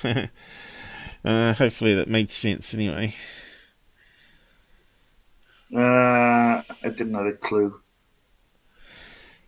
Who didn't have a clue? You. Well, the spinning is actually the frequency, right? It's spinning around inside itself. What does that have to do with these balls of light orbs? Well, they can spin around within themselves and create different frequencies, or quantum frequency, in your sense. So are you saying that? Well, he said he filmed it and it looked like a transparent donut, didn't he? Which is basically what I'm trying to say there, that it could actually be the similar type of shape of a like a packet of light. They call it a packet of light. It could actually be a donut particle with a frequency that it's spinning and it's just moving through space, right? Mm-hmm. I'm just trying to visualize it and bring it down to lay terms, and no one's actually thought about having they always think about spheres being solid, but they might be hollow like donuts and spin around internally, fractal energy, and that spinning around emits electromagnetic wave because it's spinning around instead of emitting a wave, which is a sine wave. It makes perfect sense to me in my head anyway. Anyway, just carry on and we'll finish up this document if you want. I'm not sure if QVid's still with us. Who's out there with us? Stan? I doubt it. Did he say he was going to bed, did he? I don't know. Like I said, we're going to open it up at the end if we get there. But we've only done an hour and a half so far, so carry on, Robert. Yeah, we've done that bit, Paul. Done that bit? Okay. Yeah. Okay, so it's Charles again. Hi, hope you're well. Cloudy and rainy days in Vancouver for the next few months, so interesting videos. So, no interesting videos from me.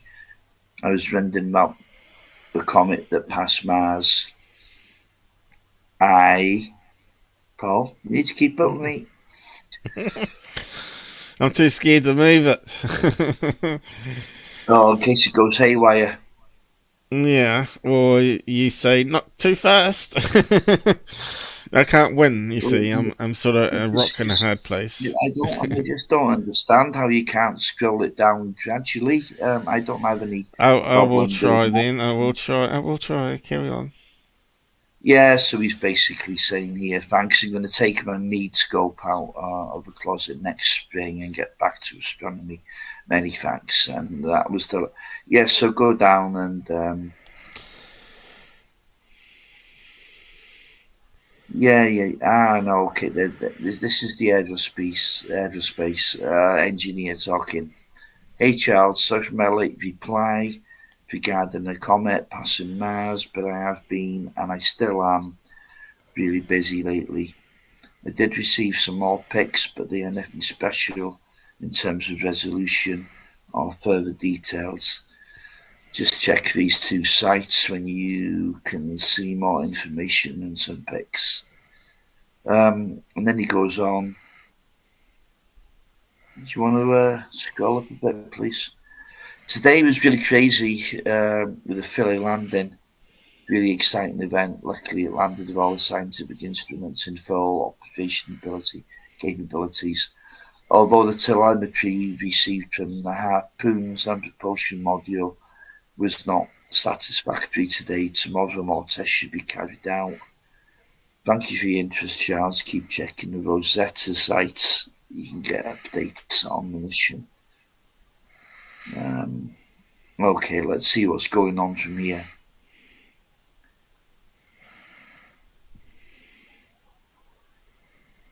Yeah, you're probably so busy. Okay, I guess this is what your baby last baby is. Go on.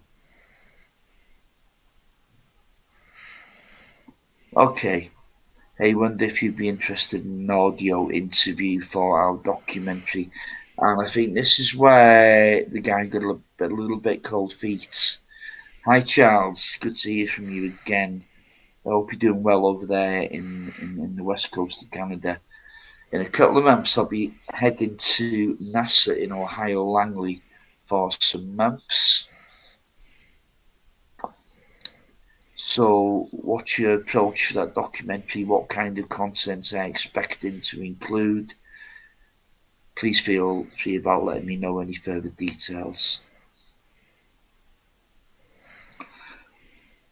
Let me know if you're interested. We're filming already, and let's do a quick audio video Skype with you. Thinking audio, right? Looking forward to hearing from you. Not sure if you got any comments. Yeah, here we go. Hi Charles, sorry for my late reply. I couldn't access these messages before. I'm not available until Thursday, so please consider this. If you consider any collaboration from my side. On the other hand, I would like to know the topics to be discussed. I'm not available to have an open discussion.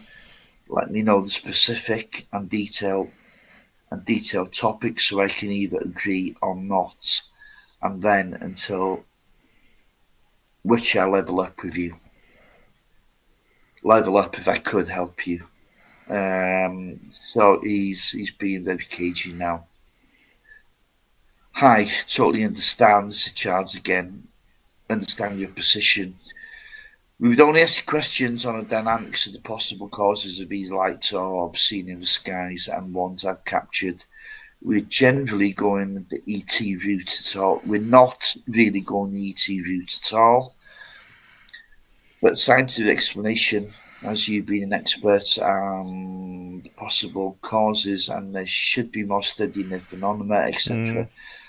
So it would be simple, and we would send you the questions in advance. We would use Skype. Audio is fine, but Skype video would blur out your image and voice if needed. But if we just focus on science, where were we there? Peace, you might have. Yeah. The film is about Skywatcher and what I've been filming. I make no claims. I know what it is and story or mission, my attempts to discover what they might be. So we interview in all specialities. Some will have ET hypotheses. Some will have science and possible unknown causes as a big question mark. I totally understand if you cannot do it or don't want to do it. It would be great because your background. Let me know. Thanks for getting back to me.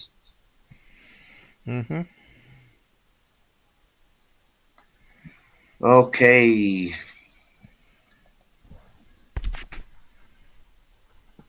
Oh, right. Okay. Scroll up a little bit for that. No, it's okay. It's Charles. Hi. I've not heard back from you, so I can only assume you do not have time or feel like you would. I think that's meant to be not like to chat about UAPs any longer. I just wanted to let you know I respect that and still wanted to thank you for your feedback and theories about what I've been seeing. Thank you and take care. Okay. Yeah. And Charles, the engineer gets back to him. Hey Charles, good to hear from you.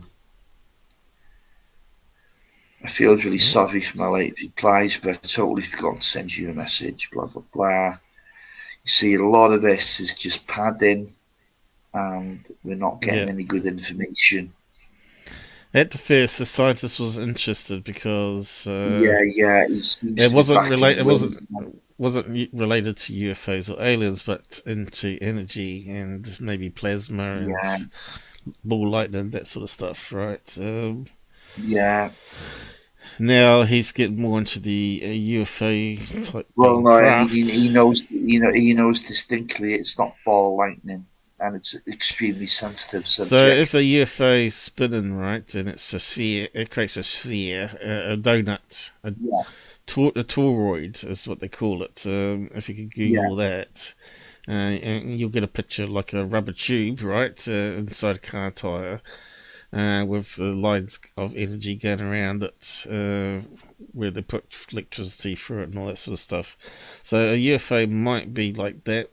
Maybe it's got part of that inside the structure of the craft, which creates that field, and also would create a frequency of light field around it, as one possibility there. Which yeah, causes sure. the flickering. But then we're seeing stories of UFOs just hovering there with windows, and people just standing there in the windows looking down at the Earthlings. Whether they're a black ops craft with personnel inside, I don't know, or whether it's aliens, we don't know. But there was certainly no You want to go down a bit more, Paul, see what's actually going on here. there wasn't any oscillations of light, so to speak, on those incidences. But we've heard stories like Finley, what's his name? Talking about these orbs of light suddenly transformed into triangles, right? So they were pulsing and flickering, and then they formed into these two triangle craft, TR3B. No, she wouldn't say that like it's real. What was his name? Finn. He started insulting me and got blocked in the end. But anyway, it's up to him. He had a problem with me. I didn't have a problem with him. It's always the case. Yeah, well, personal matters are better left alone on podcasts. So you want me to keep scrolling down? Yeah. You want to get past this one? Yeah, he's asking again for that quantum condensation concept, and yeah, so he's got back again. It's always good to see him. Yes, please. It's probably better to do his own research on it now. He's got the keywords. So he's he's consented to using any details he's given so far, but you get the feeling he knows a hell of a lot more. And this is the thing now. I don't go anywhere near the bottom of this, by the way, but so we better carry on. Yeah. You want me to keep going down? Yeah, but what's that there? Whoa, go up a little bit again. Just a little bit. Finish. Set it there. Yeah. So this is the engineer again. Commonly infrared sensors, this kind of circular or orb-shaped object can be detected in the lower layers of the atmosphere. This is hopeless. I'm just trying to type a comment. What I'm saying here to Dan is he was an inventor, a scientist and experimenter, right?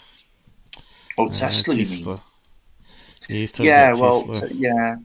Yeah, Tesla believed he was in contact with a higher form of being. Now, Einstein wasn't like that. He was a mathematician trying to fit maths to theories of what they were seeing. Yeah, but hold on a second. Einstein had someone else do his maths for him. He had lots of people follow him and tried to verify what he was thinking, that sort of stuff. But he actually said he was hopeless at maths. Well, he was hopeless in school, apparently. He didn't fit in a normal school, right? Isn't that like the same with a lot of geniuses? They don't fit in if they're very high IQ, and they find it really boring. But that's alright. But yeah, Tesla wasn't like the god of everything, right? He made mistakes because he was an experimenter, and he discovered things by pure chance and through the experiments, right? And he wasn't the only one experimented with the same sort of ideas. You may have heard of Townsend Brown. He was mucking around with X-ray tubes at the same time that Tesla was, and Tesla found out some more discoveries and made X-rays better. And Townsend Brown was more interested in why the high voltage valves would shake themselves apart. It's like they were trying to lift off when they were charged, lighter than air. So that's when he started experimenting with his lifter craft, right? Started off with an umbrella, which is like one plate of a capacitor, and it would create an iron wind and lift up in a tube, right? But some people said that he actually did it in a vacuum and didn't need air for it to go upwards. Whether we saw those experiments or not, or whether the videos were destroyed, is another question. But apparently he had got it to work in a vacuum. That proved it wasn't just an iron wind. But yeah, a lot of people have done experiments in labs since on high voltage capacitors and charged them, and noticed that one plate gained a wee bit of weight, but all the plates above all lost weight, where you'd heard about zero mass objects. So whether what we're seeing in the skies is black hops and it's triangles that may be using some Townsend Brown discoveries, I don't know. But Tesla was also mucking around with that same concept, trying to understand it. That's when he did the experiments. I think to try and blame these balls of light or orbs on black ops is a little bit, oh my god, crass, to be honest. They've been around since the Second World. That's not what I said, though. They've been around. Well, I thought you did. They've been around since the Second World War with the Foo Fighters, and long before that, you know, you can find reports of these going back. Oh my god, literally centuries. No, it doesn't. Whatever it is, it's always been there.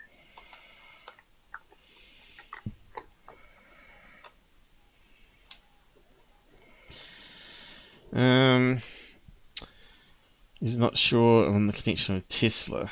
Well, you got to remember Tesla was experimenting around with electricity with quite a few other people at the time, and of course, UFOs and electricity go hand in hand, right? Without electric and plasma and all that sort of stuff, not much really would happen. You know, there's Tesla tower that shoots off lightning bolts and transmits free energy and all that sort of business. So yeah, it's all to do with electromagnetic waves. Basically, everything boils down to that, right?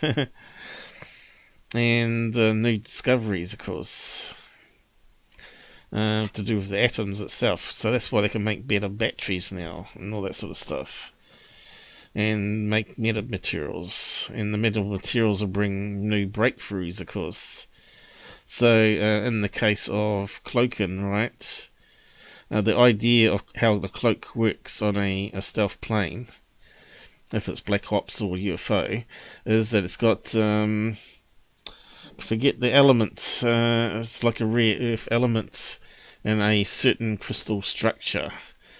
Basically, it allows the radar waves or microwaves to be absorbed into the skin rather than reflected back out again. It sort of gets trapped into the metamaterial structure. So that's how you can get cloaking, right? So you can discharge it and change the crystallized shape of the metal material of the skin, and it can be decloaked or cloaked from obviously electromagnetic waves to some degree, which could be visible light, of course, because that's electromagnetic as well. light, infrared, UV, X-rays, all that sort of stuff. So the connection there is electromagnetic. So where do we get to, Robert? I don't know. Let's have a look. Okay. Yeah, commonly infrared circular orb can be detected in low. Yeah, we can scroll down now. Yeah, balls of light have been detected for hundreds of years because plasma is always like the fifth state of matter, isn't it? Or was it the fourth? Let's see, we got gas, liquid, solid, and what comes after that one? Yes, have to be plasma, wouldn't it? Yeah, the only thing, if it was a natural phenomenon, and it could be, but it does seem to interact with us, with humans. Mm. And why is this aerospace engineer saying it's such a sensitive subject? Surely if it was something that was a natural phenomenon, then they could just tell us all, couldn't they? Yeah. Something's a bit off with this. And another thing as well, now they were studying this. This is basically a UAP program. We've never heard about it, have we? Yeah? So, you know, you think like this UAP task force that we've got now, that's just a front. That's just a public-facing side. What's really going on is going on behind closed doors. Well, we still don't know what part Lou had involved in it. Was he like the spokesman, the press release person? You know, Paul, I'll tell you something that I'm thinking now. Yeah, that he's got a lot of his information, from other sources, not excuse me, not ATIP. I'm sure he's been speaking with people that have been involved in other UFO programs, and that's where a lot of his information is coming from. You know, I'm not convinced at all that ATIP discovered all this. I mean, geez, I don't know. There's something about that guy, I just can't fully take to. I want to believe him, but I just, and I tell you what now. He's become part of the Galileo project with Avi Loeb, and I can tell you that's upset him and Chris Mellon, and that's upset a whole lot of people. That it really has, because I mean, look when him and Mellon were at TTSA, and they bought up those parts from Linda Moulton Howe that were art parts, and I don't know how much, $32,000 for them. And what did they do? They handed it over to the army. So now it's all classified and we can never see it. So what if Avi Loeb and his Galileo project do find something? Where's that information going to go? Those guys still have contacts with the government. You know, is that all going to be classified as well? I can tell you now, there's a lot of people pissed off. Yeah. So what's the way around that? You have to form your own scientific group. Maybe that's what alien scientists are trying to do. Yeah, but that's what Avi Loeb done, and now it's been infiltrated. Does he know anything about these guys? Do you know what I mean? That's so naive. And do you know what he said? I don't want anything to do with the UFO community. They're basically all nuts. And now he's invited two of the biggest figureheads you can imagine onto his project, as well as Seth Shostak, the biggest skeptic. I don't like it. I really don't like it. But anyway, yeah, I don't follow all that side of it. I leave that to you and other people. Yeah. I rather hear everyday Joe. I rather hear everyday average Joe stuff in ufology, which then I can then use that information to to look over and connect the dots to other cases or whatever. That's what I want to do, and science, of course, and try and keep it to lay terms so everybody can understand it or sort of add to it. I don't think we've got any chance of applying science to UFOs because I think it's something far beyond what we can understand. It needs to be attempted for sure, but well, it boils down to metal materials. So once we've got that part of it solved, so unless you've got a science lab that can produce metal materials from different elements, mixing them together, creating crystals, and then charging it and seeing what happens. Surrounding it, obviously you're going to use a sphere of this metal material and charge it, and see if it loses weight or whatever. That's how you discover these things, by pure accident. Yeah, right? sure. But the whole thing now is we're getting to that stage in technology where we can actually get to that point now, because we've got the tools to manufacture that sort of stuff. But yes, this is a matter of getting there. It's just like if a UFO crashed, right, 1,000 years ago, and it's been on ice since, and they unthaw it every 20 years and then resume research on it to see if our technology has improved enough, and it hasn't, then they put it back on freeze again, and just keep on repeating that until our technology catches up. So until they get to a certain point and say, well, we can't do any more until we're able to manufacture down to many microns or so many atoms or whatever, and they wait and then they unthaw it again, or bring it out, I should say, and resume the research again. That's how it works. Maybe look at it every 10 years, every 20 years with a new set of guys, with a new set of skills. But apparently, if you listen to rumours, if you listen to like Eric Davis and all that, that's exactly what has been happening. They can't work this out at all. No. But there may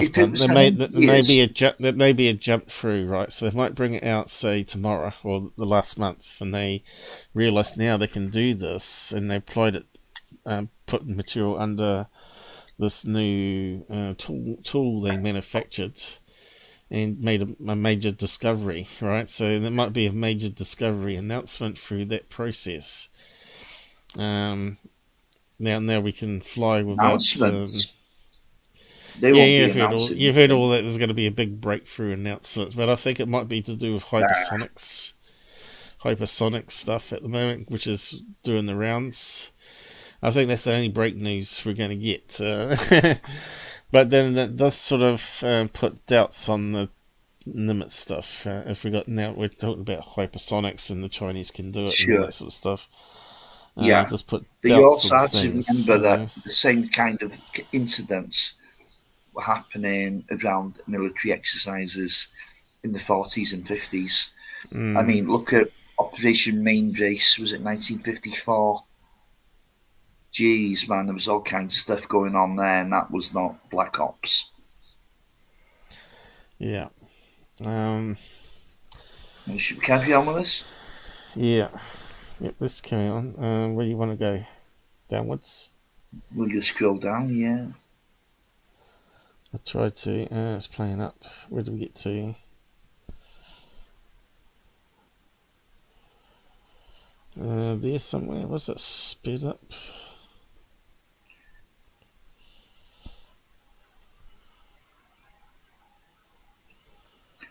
You've just gone down a little bit too far, but I think this will do fine. Right. We'll carry on. I don't know why it's so jerky. Jerky? Yeah, I don't know. You're shooting up and down. No, it didn't. I just rolled it slowly. It's like you got a delay. You got a delay of 30 seconds. I think. Maybe that's what it could be. Yeah. Also, since you've chatted, are you reading it directly on your video interface, or are you watching it on YouTube? Because YouTube would definitely be behind. No, I'm watching it straight from Jitsi. So obviously it's a bit of delay here then. Okay. Also, Jesus, can I talk? Yeah, you can. Also, thank you. One day, let me know when. Well, you can go now. You got to remember there's a delay happening here for a reason. Maybe we should restart Jitsi and come back in. Maybe that'll speed it up. Hang on, we'll just do that. Okay. There does seem to be a bit of a lag happening for some reason.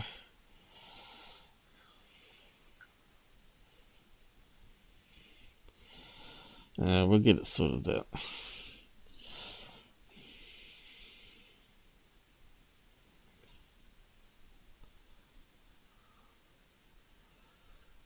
Okay. Starting up again. We'll see if we get him back. But it is laggy. Here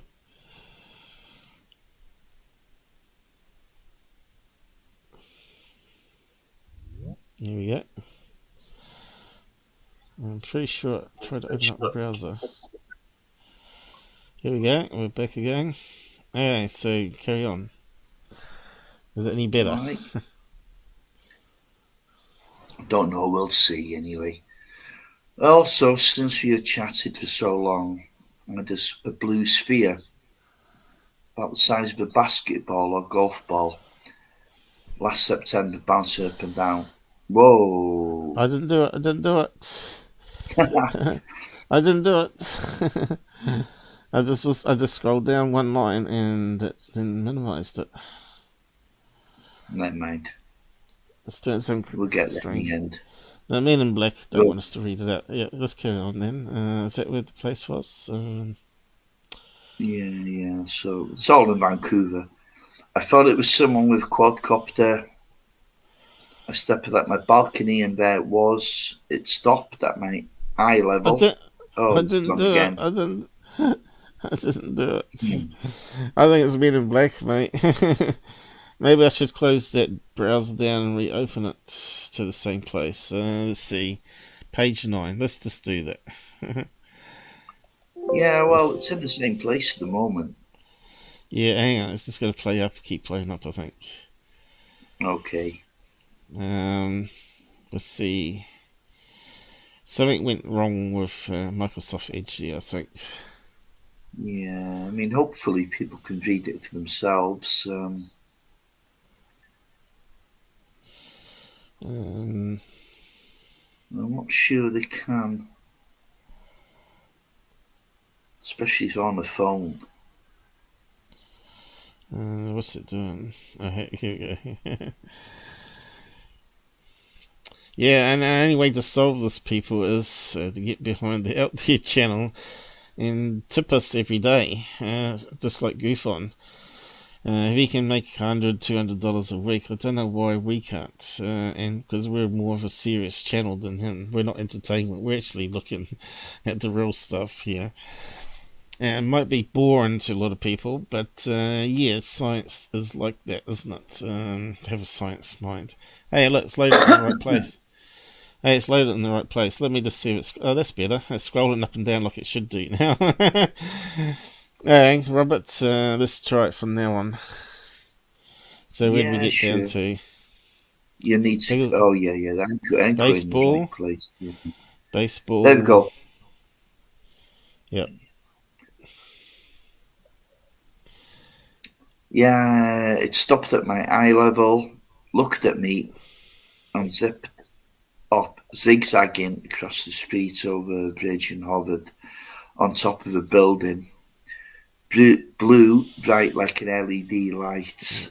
I grabbed my camcorder, and when I hit record, it blinked. Out. And that's still a lag for you? Blinked out, yeah, same time. But funny thing, before it blinked out, it was larger. For me, this event validated 100% of this phenomena. Whatever it is, I don't know if I ever told you this, but it's my sighting. It's my best sighting ever. 10 to 20 feet from me. It looked like a Christmas tree light, but bigger. Since then, I have not seen anything worth talking about or filming. Very weird, like it all stopped. Thank you for your input. That's weird, then. Yeah. So did you confirm that light was receptive to the fact of you filming it in terms of disappearing or changing its trajectory? So Charles responds, it must have known I was about to record it because it blinked out like a light bulb switching off when I hit record exactly same time. So no footage whatsoever. It lasted just over 7 seconds as I was counting in my head, unless it was complete coincidence. I would suspect intelligence. Shit, when it was bopping up and down outside my balcony, went up and down maybe 3 times while I was watching TV. Wasn't even thinking of sky watching since there was nothing going on last few months. So when I opened the balcony door, it was ascending and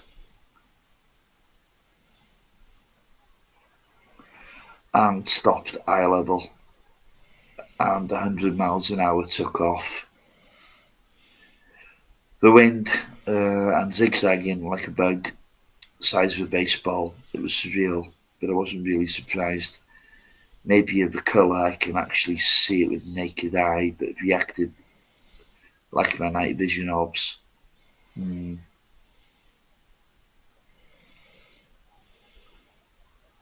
Right, Charles. Oddly, I have this small micro quadcopter with blue LED lights, and I was flying it in my living room by the balcony window about an hour before. Reason why I thought maybe someone with a quadcopter was flying between buildings. Colour of LED lights blue. LED blue light was exactly the same as my microcopter. I can't see this as coincidence.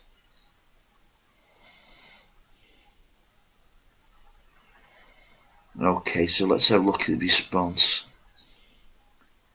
So, you were looking at a quadcopter with the same kind of light, right? 1 hour before. It couldn't be that someone saw you and sent the same kind of UAV. So a skeptical response there. No, not at all. I had a good look at it. It was just a spherical ball, and it flew miles faster than any quadcopter, and about 400 meters. This little micro quads have tops 20 meters.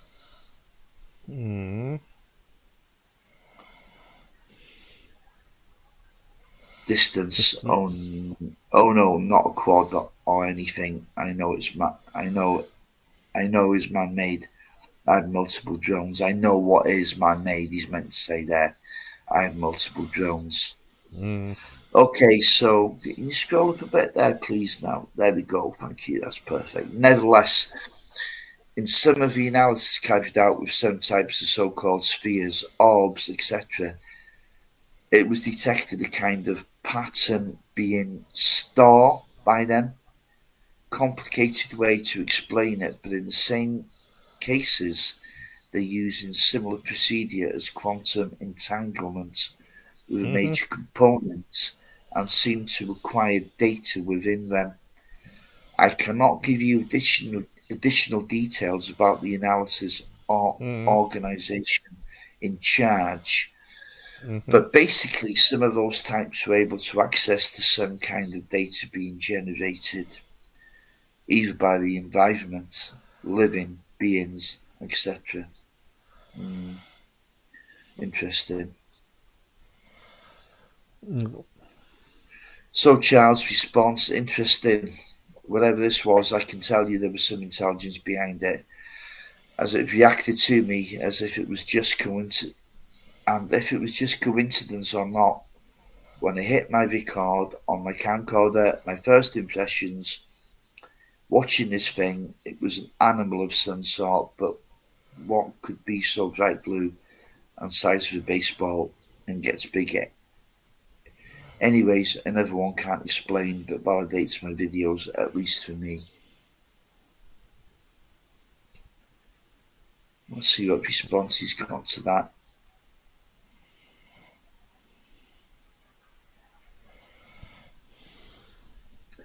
All right, very interesting. Your colleagues have been studying them.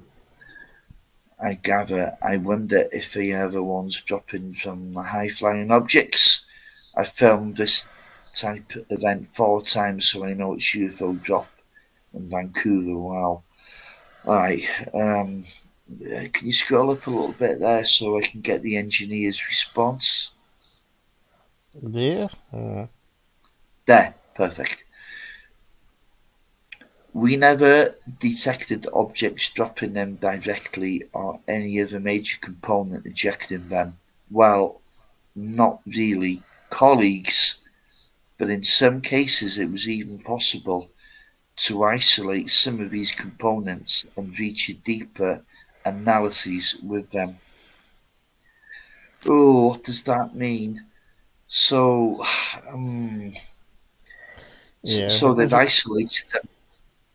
So in a way, they've captured them, and they were able to obtain a deeper analysis. So they've studied them in some way, haven't they?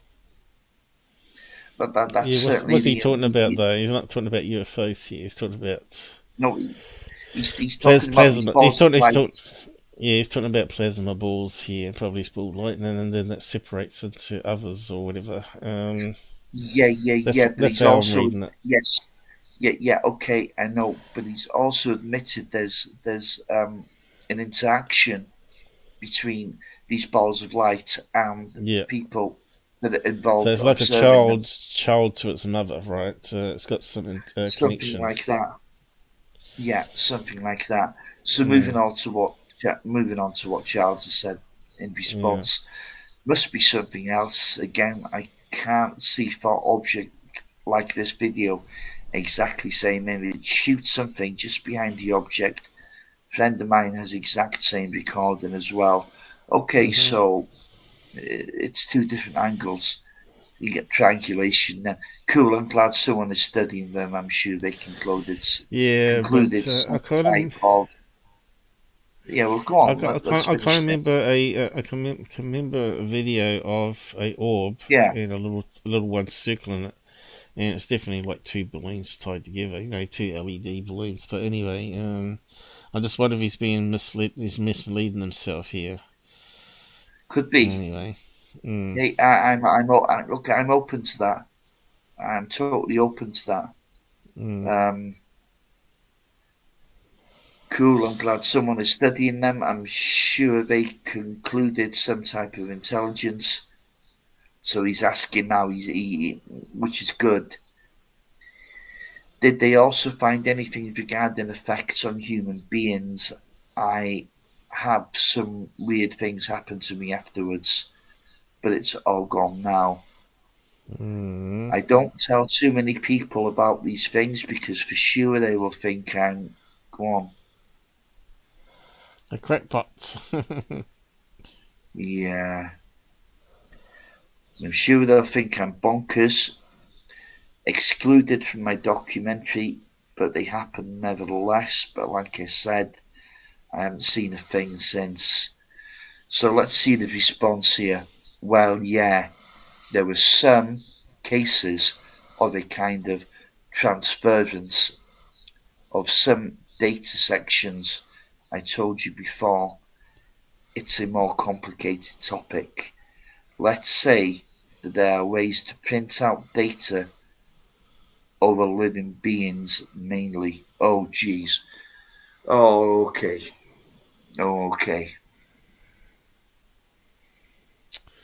Print out information over living. What's he mean there? Is he talking about like a burn mark that leaves sentences on the skin or something? I don't know. Let's say print out data over living beings mainly. Print data over living beings. Holographic? I think it can make a duplicate. Print out data over 11 VMs. Is it making a duplicate? Is it mimicking the behaviour? Is that what he's saying? Is it mimicking the behaviour? Print out data doesn't seem to suggest it. It's like it's printing out, like they're thinking, right? Like they're thinking, what the hell's this? And it prints out some data to what they're thinking. Like, could they be thinking of something like an object, and it forms into an object above their heads, which would be like print out data. So maybe whatever they're thinking was forming some sort of pattern, maybe. Hold on. Is he saying that they're actually collecting data? Obviously. Whoa. But it doesn't say collected data, it says print data. Yeah. Or at least that's the terminology he's used. I'd like to see that on video. then we'd understand what he means. Yeah, but this isn't Charles now. This is the scientist. I'd like to see I'd like to see the scientist experiment to see what he means. But he's not being privy to that, is he? Or we're not privy to it even. It could be they're forming a visual thing of their thoughts. Yeah. So if it's over a person and they're looking at their some object in the room, and then suddenly it forms that object in the room because it's in their visual cortex. Maybe that's what he means. I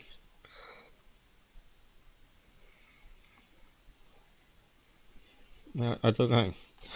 It's quite interesting, but anyway. Yeah. Paul, I need to pop to the toilet. If you want to read the next little bit out, I'll be right back. I'm finally getting to that stage myself, actually. We'll just come back in a minute. I'll just have a little intermediate break. Play something here.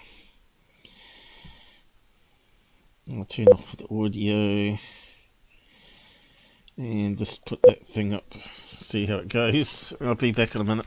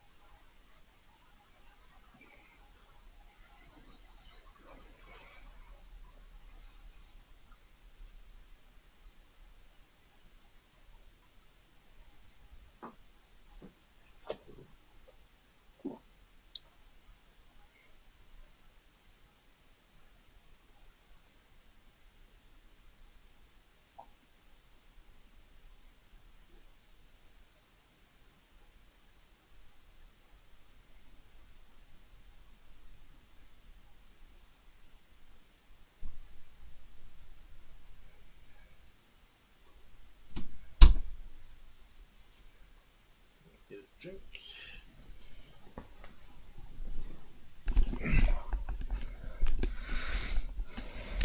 Yeah, there we go. Did it actually do anything? Okay, I've lost your desktop.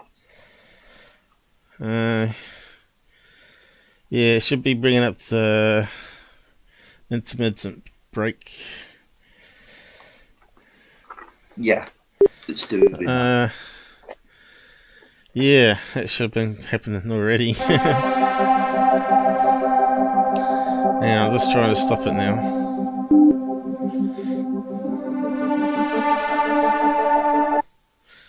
There we go.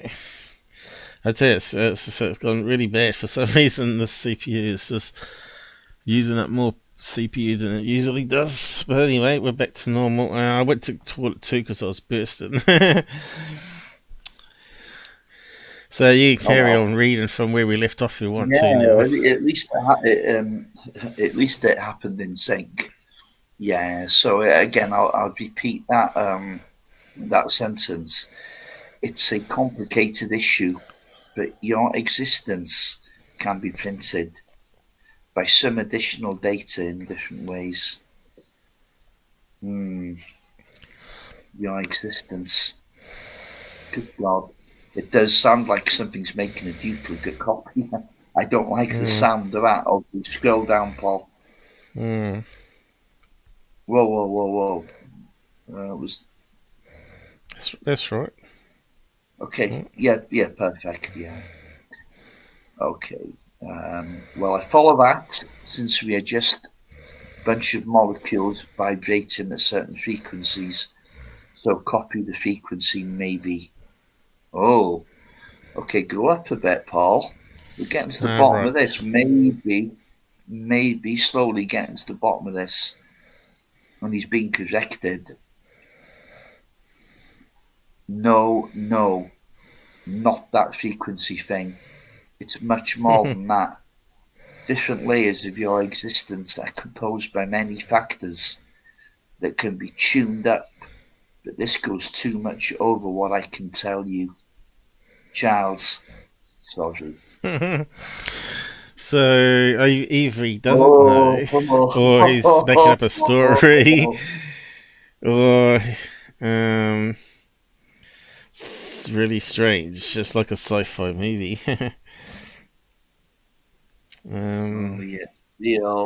So now he's talking about. Now he's talking about souls, I think, to that level, Talking about quantum energy level, I suppose, where the soul could actually exist. But you know what? A little bit of a clue might come here in the next two sentences. Just listen to me now. Charles has said, no problem. I wouldn't understand anyways. But why so hush-hush about it? People couldn't handle the proof, maybe? ? And look at the response he's got here. I must go. But please keep me posted with any details or footage you might acquire. So, you know what this has given me the impression of, Paul? That this guy, this guy is willing to let on so much, but he's also interested in what Charles is capturing. Is he only interested in his research purposes rather than giving information away to somebody who he'd consider a layman? I don't know. There could be a lot of things going on here that we don't understand. All I do know is that this aerospace engineer gave his name to Charles. Charles insisted on that.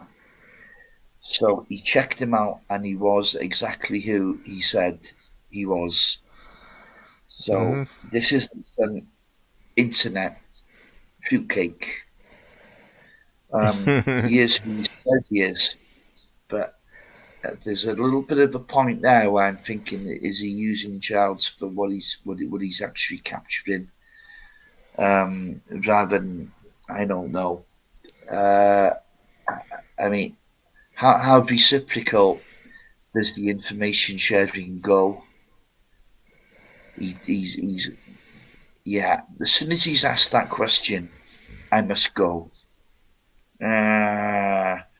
It's like he's gone a bit far, and okay. Must go means that he doesn't want to talk anymore about it. That's basically how that reads. Yeah, he doesn't want to give out any more information than what he's done. Yeah. Uh, Well, Paul, I'm only hoping now that you look back on this and try and take in the words and what he said, and try and come to like a working preview of things, because like I'm not the type to go. I'm more historian than I am a science person, so I'm not going to go. I'm not sure if we got enough to go on though. That's the only No, problem. I'm not sure we have either. Yeah, I agree with that. Yeah. So okay, no problem. If it helps what you're doing, I'm glad to show that he's quiet. So I'm not too sure what he's doing exactly in his experiments, right? He may have him hooked up to no, well, it's not him. It's a team CAT scan. People. Yeah, may have their heads in a CAT scan. He's working for the European Space Agency, yeah. So that's a big organisation.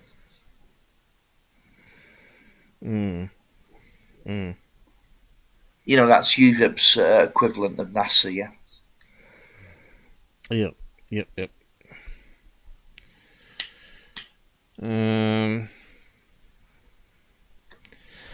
So maybe he's created this plasma ball, which is actually coming from a multiverse, right? Maybe he's brought it into existence from a multi-universe.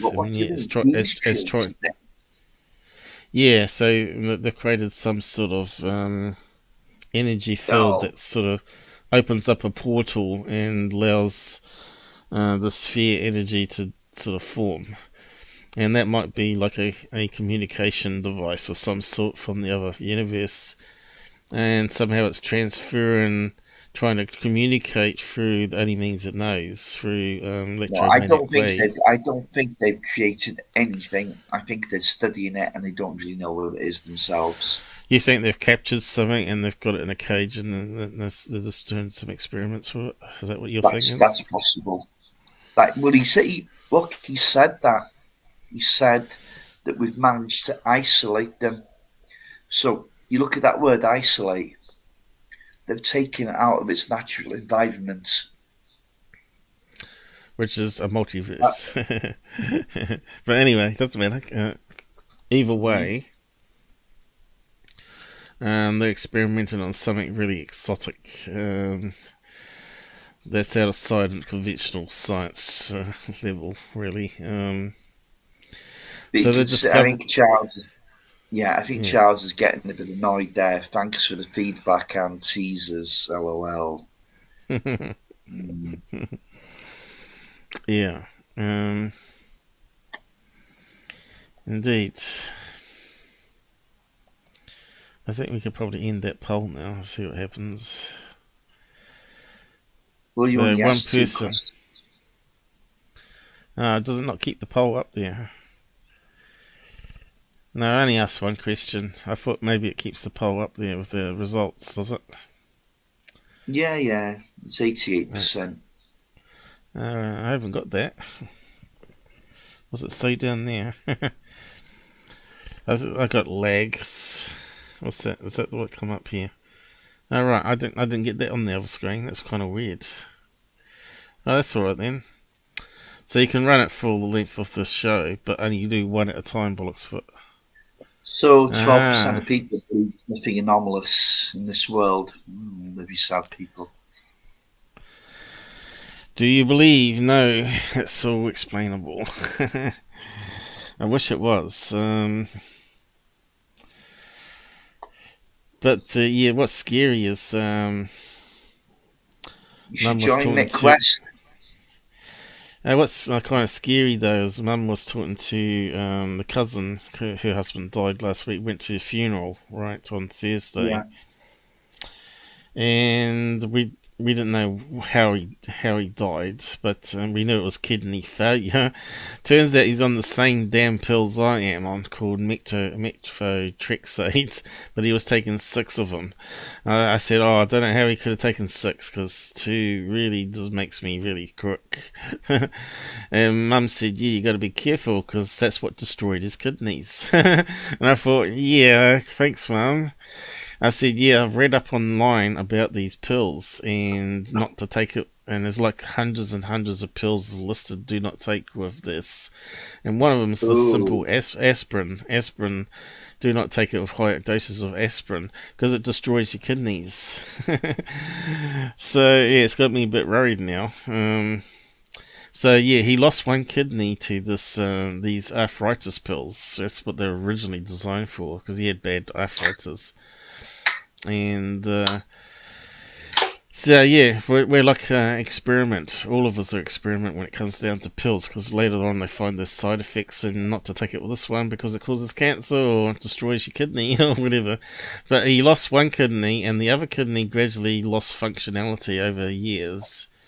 But he was left with 20% after these damn pills and one kidney.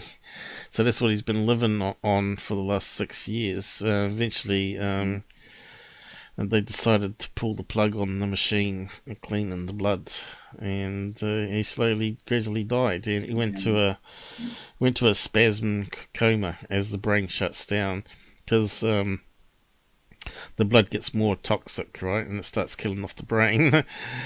And I think he had like 30% of oxygen in the blood. Sounds a bit like almost like COVID, actually. and eventually the brain dies and the organs shut down. But yeah, that's how he gradually went and died. But yeah, I just thought I'd bring that news up to methotrexate. You can look it up online and see all the damn side effects and the dangerous thing with the kidneys. But like this, mucking around with this experiment here, they don't know what the bad side effects might be. You know, they might be opening up a dimension to this thing, and it may want to do harm to us. But he said it was interacting over above someone's head, so that means it must have been able to telepathically communicate somehow and form a image as a first contact, I would say. But what's the side effects going to be, right? Kind of scary. Could it actually take over the body of a person as well, and actually take over the consciousness of it? That sort of delves into the demon possession and paranormal field. So it sounds to me like this alien energy / is more going the paranormal way to me. But yeah, these people may have it sussed out, and they haven't told the rest of the world about the experiments, and because maybe they're not too sure about it, you know. Because normally, if you're in communication with an entity which has got its own consciousness, that would be like mainstream TV news, wouldn't it? Scientists have made contact with beings from a multiverse. And this is one of the experiments. You know, that would be like amazing footage to see. And everybody would then want to replicate it. But yeah, obviously they're onto something here, but they're scared of it themselves because they haven't released it for Nobel Prizes, or what do you want to call it, to be famous. Looks like my browser over another one's screwed up. Let me just reload it. Never ending, is it? Yeah, so over to you again, Robert. What do you want to say? We need...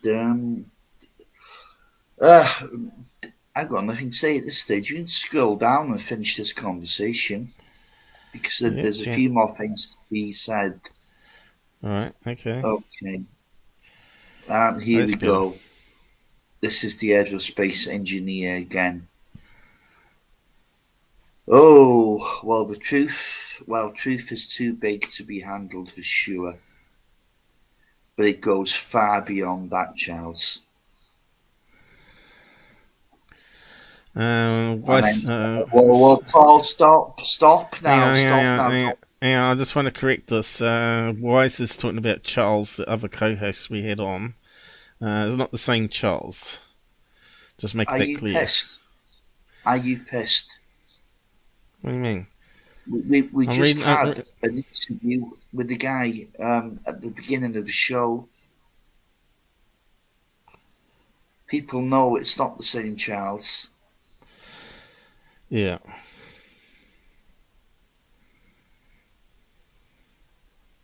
And it's not newcomers. That's not the same Charles that we had on. I'm just making that clear. No. Good God, no. No. You know, it's not good to be talking about people from the past and individuals. You know, it's just not healthy to do that. So this Charles is his last name was Charles Lamoureux. He's from Vancouver, Canada.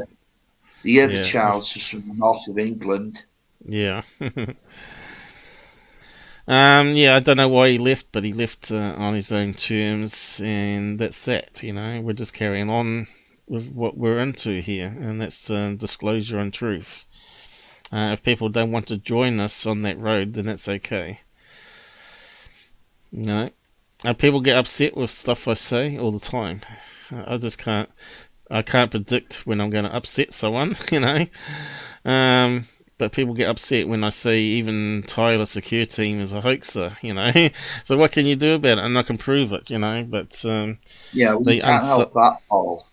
If you keep telling the truth about these people, then unfortunately, bad press is a side effect that you're going to get from these people, because they're not going to take it lying down.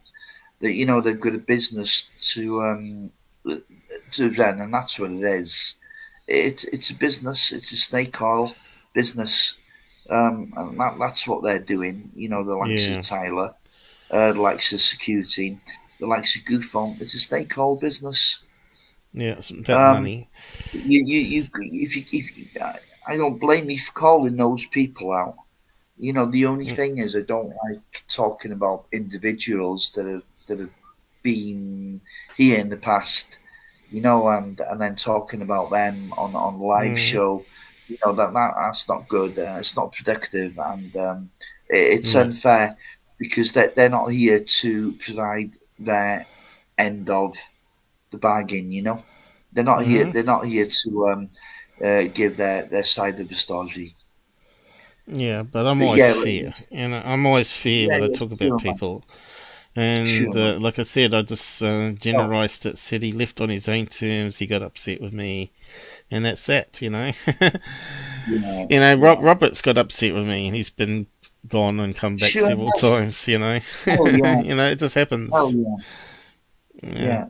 Personality clash sometimes, and it's just the way it is, but you don't keep it going, and and then it turns into a vendetta, and it gets bitter and spiteful, and I really have no time for that, to be honest. Despite all that, you know, I've forgiven everybody that's sort of had grievances against me, and you don't hold on to it, you just move on, and that's what aliens would expect as well. You know, the greater level in human consciousness, right? Is about getting past that petty human side of things. But anyway, just to address Wes there, Charles, he actually followed me to my Facebook group as well, and he left without telling me why. I have no idea why. I've never fallen out with the guy. If he was to get in touch with me tomorrow, I'd speak to him. I'd have no problem. He's never done anything to me, no harm at all.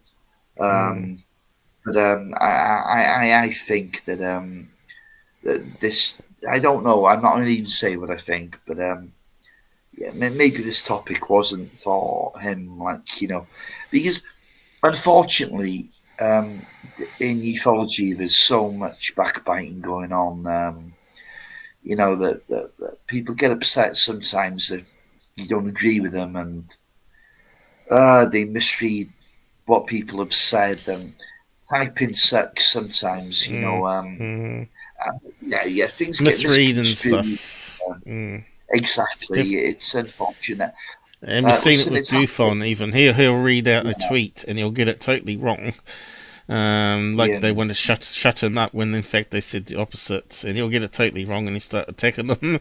That's what happens. There's a classic misread Yeah. of the thing because somehow their mind jumbles it up. But I know Charles had a really bad life. He got I'm not sure what was publicly said now, but he had a bit of a rough life, and all that sort of stuff. It's pretty sad to hear, but it can sort of affect people emotionally, and sort of maybe something triggers memory or something and they break down over it or whatever. But we know Buffon was hassling me and I didn't realise his background, and Buffon was attacking him personally, mocking his voice and stuff, and which wasn't really nice at all. And that's sort of where it all broke down, was from that situation there, the drama that was being attacked onto me, attacked because they didn't like me telling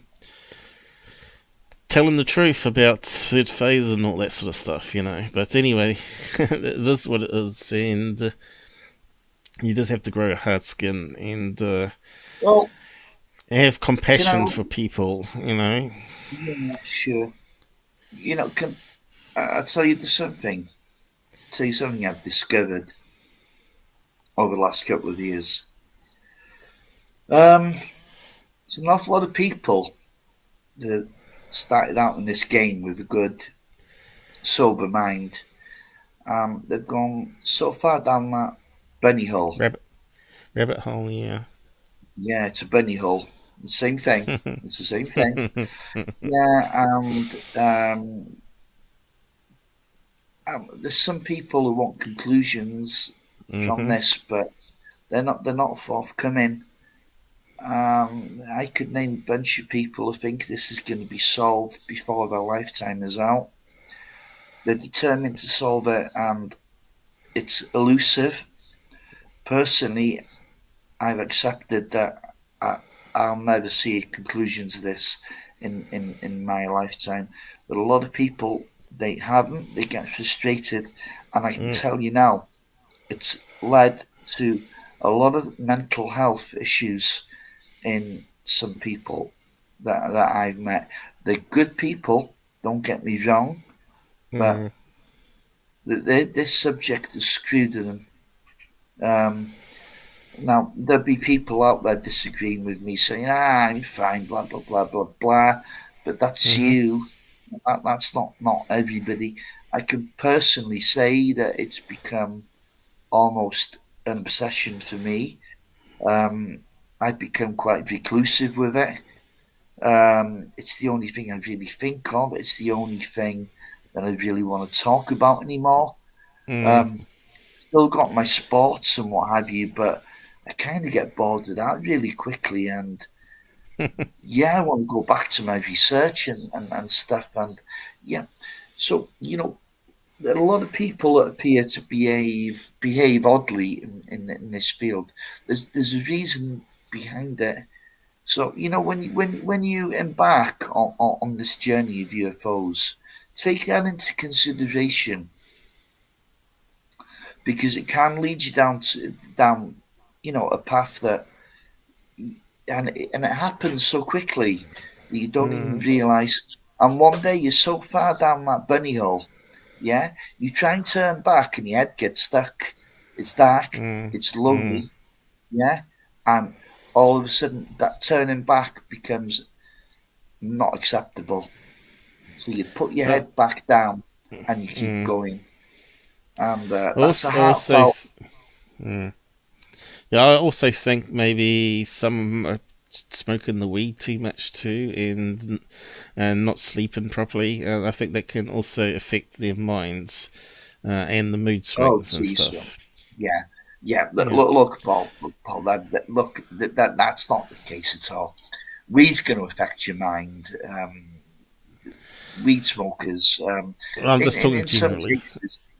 But I'm talking about the UFO subject now. I'm not talking about weed. That doesn't belong in the conversation. But if you're doing that at the same time as you're doing ufology, so to speak, then that ain't going to help. No, agreed on that. Yeah. And painkillers as well is another thing that messes up your mind. Oh, come on. Painkillers are going to... Oh, come on, Paul. I'm pretty sure it would. Oh, silly. Well, you mean you know what sort of painkillers I'm talking about? I'm talking about the high grade ones, which is generally what everybody's getting nowadays. Because no. It's not everyone gets morphine. For God's sakes, how can you get morphine? You've got to have excruciating pain to get that kind of level. There's a lot of pills out there.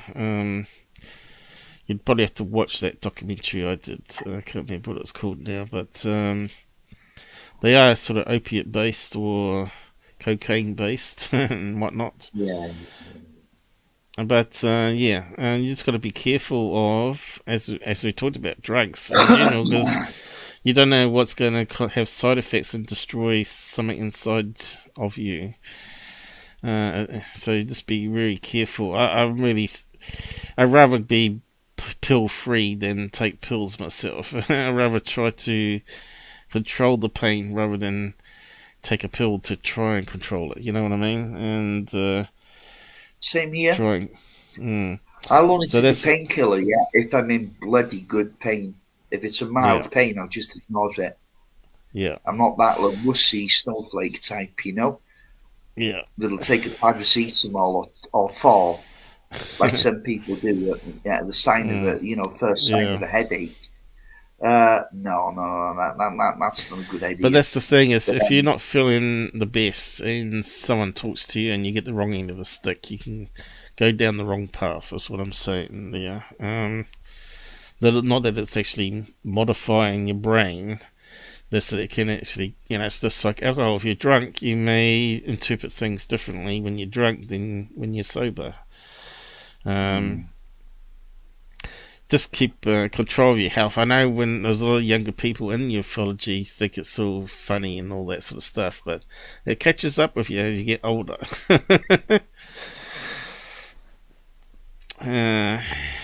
Anyway. Yeah. See, Wes is, let me scroll up a little bit here, see what Wes has said there.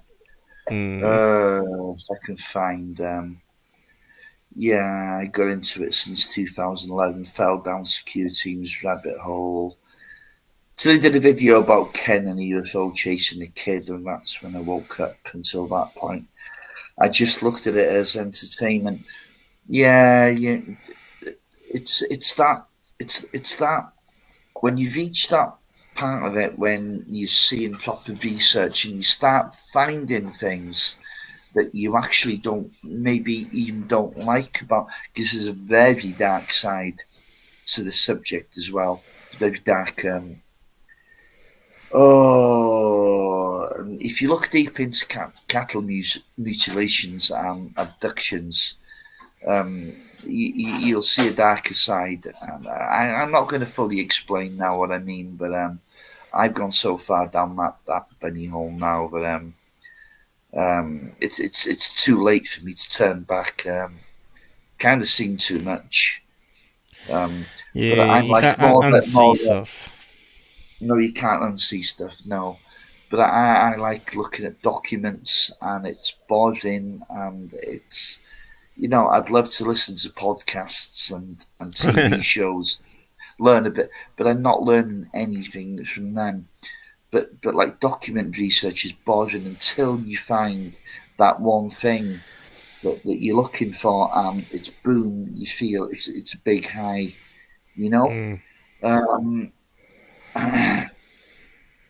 But no, research by podcast and TV shows is just not up to the mark. But you can't look at the love and the light and just UFO sightings. There's much more to it than that. And we're looking at some of it tonight. So let's get on with it anyway. Yep. And we got down to this page here. Yeah, so the response from Charles is asking. Sounds very spiritual to me with science back behind it. So scroll up a little bit so I can read the whole sentence here from the engineer. Haha, it is somehow. But unfortunately, even by providing all the necessary info, that would not change most of the important facts within the public domain, and that is the problem. Since decades, simply people individually must earn it. I cannot go further than those details, sorry. Thank you, Charles. Have a good evening over there and keep me posted. So he's still asking for more information from Charles, but he's not very forthcoming with his own. Okay, let's read that again. We got a donation from Mr. Snipes. Thank you very much for your £2. Let's go down to the next page now. Not changing most of the important facts. Okay. Okay, in reference to orbs mimicking. So Charles got the same impression that I did, right? Okay, and his answer is, this is the first time I have any news about mimicking of the so-called orbs. They are not standalone entities trying to manifest any representation or to communicate. Nevertheless, the behaviours you noticed seem very interesting. Oh God, man, the plot thickens, doesn't it?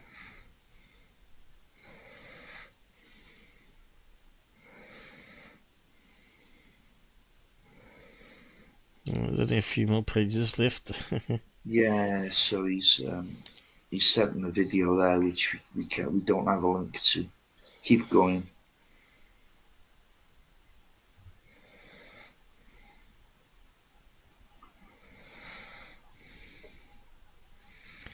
Could it be a natural phenomenon or man-made? Yeah, that's Charles asking that. Yeah. So do you want to go down again?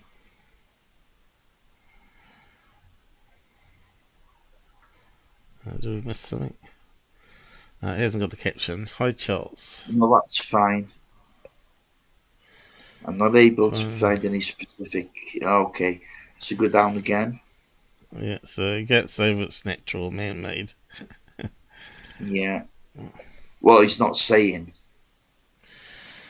Yeah, he's not saying.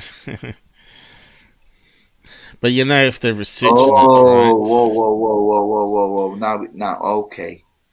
Normally, when they research this stuff, they're looking to weaponize it, generally, isn't it? Yeah, sure. But he said, look, the engineer said out straight here, not man-made. Mm-hmm. So it means they're studying it, maybe to weaponize it. Maybe that's where the funding's coming from, military funds, right? Could be. Aerospace. Yeah, we don't know. They could be spending trillions on studying this. We don't know. It could be the keys to the universe if they unlocked it. You don't know. Mm-hmm. Okay, so Charles said, right. okay, thanks. Any satellite or astronomical event, which is what I concluded. Thank you. It really has some details of some of my non-man-made sightings. Mm-hmm. Yeah, so he says, no, satellite, astronomical, definitely not. But I cannot conclude if it's even man-made or not. Sorry. See, I don't know what's going on. Okay, good night, Dan. I'm not sure how long we're going for. We just finish when we finish. Yeah. I think Robert's probably getting tired. This topic is quite in-depth, you see. So it's going to take a bit more brain to wrap around it, I think, than last week's topic. But it'll make Robert tired, and probably me as well. So we'll go until Robert wants to go. Yeah, sure. Whether we're going to open up the phone lines if someone wants to talk with us on air, we can do that. But most people are too scared to. So, yeah, I'm not sure if Cuvid's hung around, but he normally wants to jump in and have a say about things. But yeah, the option's there. Let us know if you want to come on air, and we'll arrange it in the side chat there. So you want me to scroll down? No, satellites. We've got to, we can't go on. Go down a bit. Yeah, we can't neither. We investigated and have not concluded one way or another if it's man-made or not. Okay, he's changing it there, though, isn't it? Yes. That was like a backward step, wasn't it? Yeah, but ruling out it's just everything as so far known man-made object. Well, he said so far it remains a UAP. Yeah. The ejected objects at the beginning of reassemblies my orbs just the way it moves. So if it moves, maybe it had bits break off it, other, plasma falls away from it. It's a bit like Angel here, I guess, maybe. As it moves, it may lose bits of energy or whatever. Thank you for your response. Yeah, you can actually see that. My best evidence so far of orbs, no thermal signature, and you can actually see like plasma. Must see orange orbs. This must be one of his videos. Finally, we returned while two of them checking out the condos, just like in 2014. Yep. Not only were they visible to naked eye, I could not get a thermal signature. So how did he see them night vision? Video was captured in really great, one of the best situations I've ever captured from a non-military environment, I must say.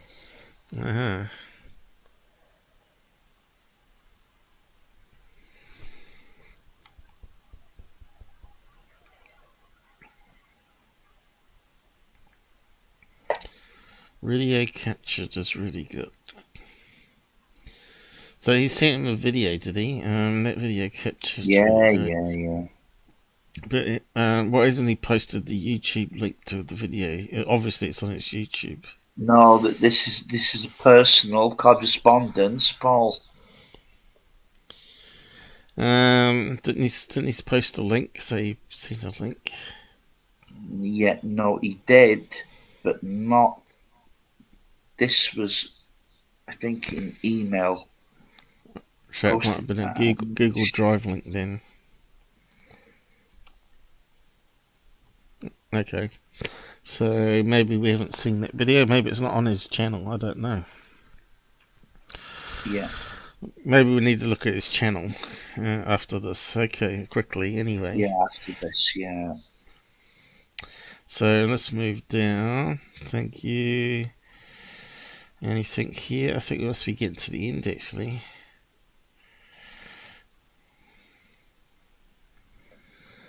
I agree, it was my best capture of their behaviour in close-up. No thermal signature wasn't so much of a surprise. I knew they are made of light or plasma or hologram. Hologram is like that, isn't it? Yes, then the engineer keeps on. He says from mid-July until a couple of weeks ago, we had reports from many non-common activities, again close to the North Pole, but cannot give you further details. Sorry. Even nowadays, we still don't know 100% what they are. Some were captured in a controlled environment, but their behaviour is usually. Wait there, listen, there's an important thing here. their behaviour is usually non-statistical. That almost sounds like those Swedish lights. What's the place name called again? Heselden. Heselton. Yeah, something like that. Heselden. Yeah, it's in Norway. Norway, yeah. Sounds like that's what he's talking about there. Actually, Hestelen lights, yeah. Hestelen, yeah, and that's a tricky word. Yeah, but the only thing with these, they're all over the world. I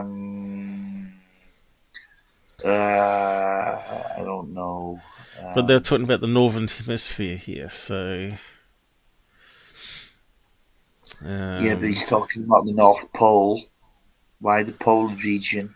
Is there any reason behind that? Well, it's up in the Arctic, right? Near Russia, Sweden, Norway, Finland, all those places up there, above England anyway. Yeah. It's well above Scotland, Paul. Well above, it's well north. Yeah. Where you got the thinner atmosphere, where you're getting solar winds creating the northern lights sort of thing, but also you get these balls of energy, plasma, that form between this certain location,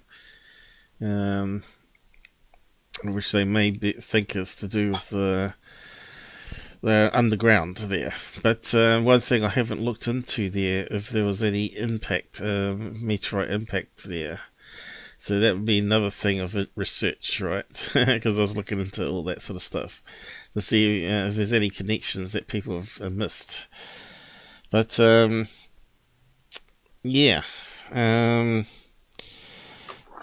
interesting here that he's maybe saying that there's actually beings, they're actually pure energy. Possibly. That's how I'm sort of reading it. You know how you've seen Star Trek where they got something really similar to that, like a ball lightning creature. I'm not sure you remember that episode where he's talking to it through his translator or whatever, computer or whatever. It was translating it. So yeah, maybe it's not so far-fetched that you can actually be a physical entity in pure energy state, which might explain spirits, of course, paranormal. So, way out of the box thinking, though, isn't it? Quite fascinating stuff. Yeah, it's just that word there, not non-statistical. That means it can't really. It means it's random. Yeah, not testicle. Oh, Paul. Well, that's vulgar. Yeah, my God. Come on, that's what people were thinking when you said that. Don't ever blame me for the show. Yeah, I might swear occasionally.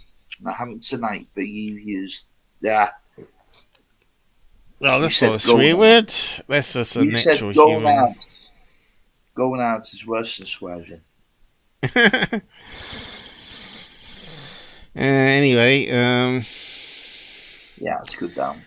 This is a bit of a deeper subject than you usually bring up, isn't it, Robert? So this is more the stuff I bring up than yourself. Yeah, it is, and I thought you'd like it, and I hope that you look over this again when you have time, and see if you can make a little bit more sense out of it. Than you know, we're just doing this off the cuff tonight, and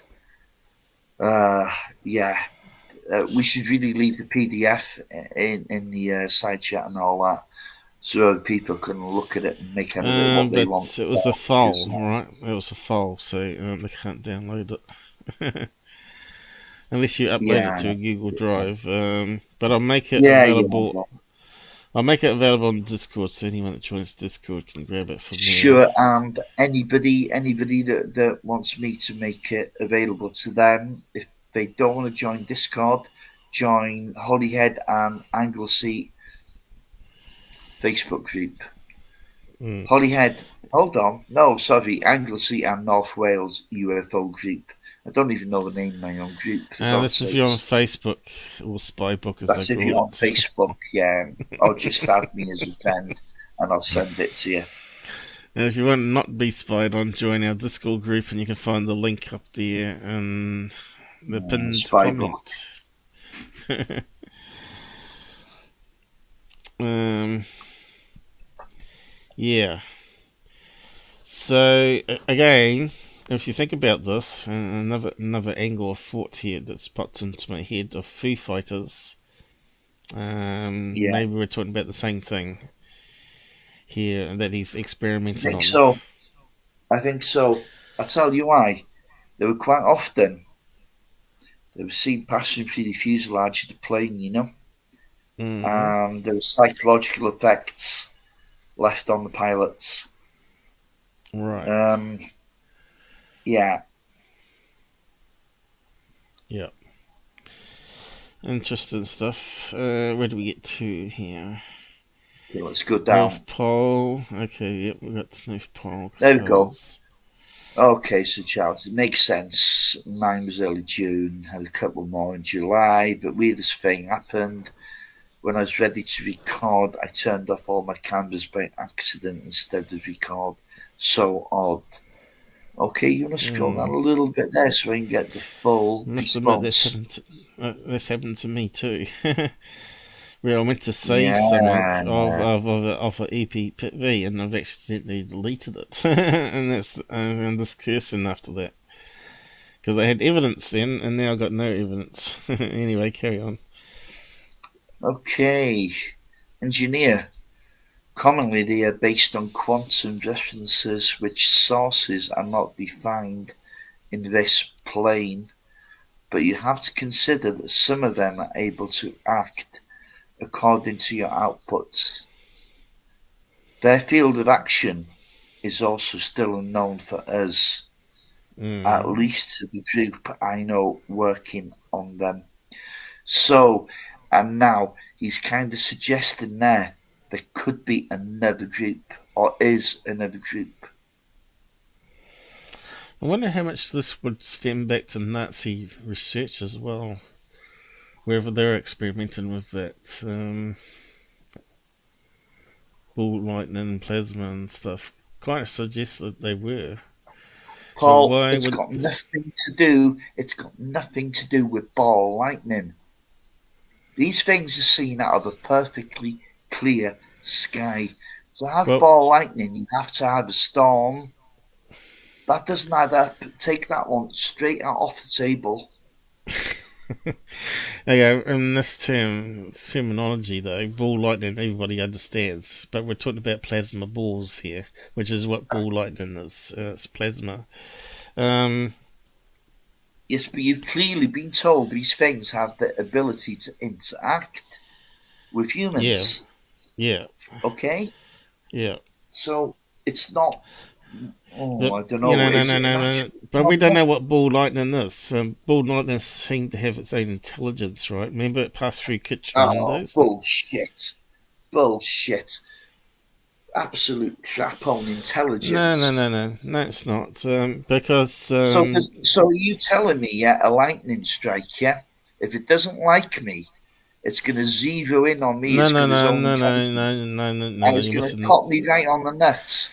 No. The lightning storm somehow makes a doorway to open up that allows these what they call ball lightning to form, which might be this plasma being, as you want to call it, plasma being, and it might have some form of intelligence like we have, but we have a body, but they just are pure energy.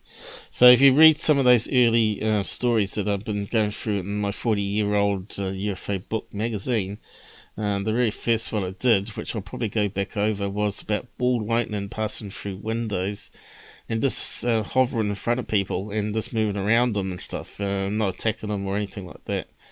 Then simply moving off straight through the wall again outside and disappearing. So it sounds like the same sort of phenomenon, right? No one can understand it. It almost seems like it has some intelligence. To call it like a science, like a ball of energy that's just formed from lightning, may be incorrect. Maybe it needs the lightning to form like a portal or whatever is to generate this entity into existence into our world. Maybe it pops in accidentally because of the lightning storm, especially over North Pole, right, where we got thinner atmosphere and more solar winds. So that could explain the Heselton lights, or whatever it's called, Lisselton. Well, no, it can't, Paul, because that happens in all weather conditions. I'm not sure if that's true. But it anyway, is. I'd have to go find up research on that to see if that's true. In fact, people used to go out more often on perfectly clear nights because they'd get a better view. And that's where the best footage was captured. Yeah, but solar wind doesn't determine based on the weather below, does it? Like the northern lights happen when it's not actually stormy as well. But anyway, it's a matter of opening up some sort of energy film that forms the plasma in the first place. Where it's coming from, we don't know how it's formed. We know it's when no plasma is like atoms that have lost the electron, right? And they get charged. And we know it's a fourth state of matter. It's not gas, it's another form. So could there be a fifth state of matter? There could be, even, yet to be discovered. Or maybe it has been discovered but not actually labelled. But, yeah, I almost got to the end of this now. As I said, ways to there's something quite significant to come. Yeah. Keep in touch, Charles. Are you soon more telepathic? Here we go. Difficult to say, but hey. Low hertz. Yeah. They're more reactive.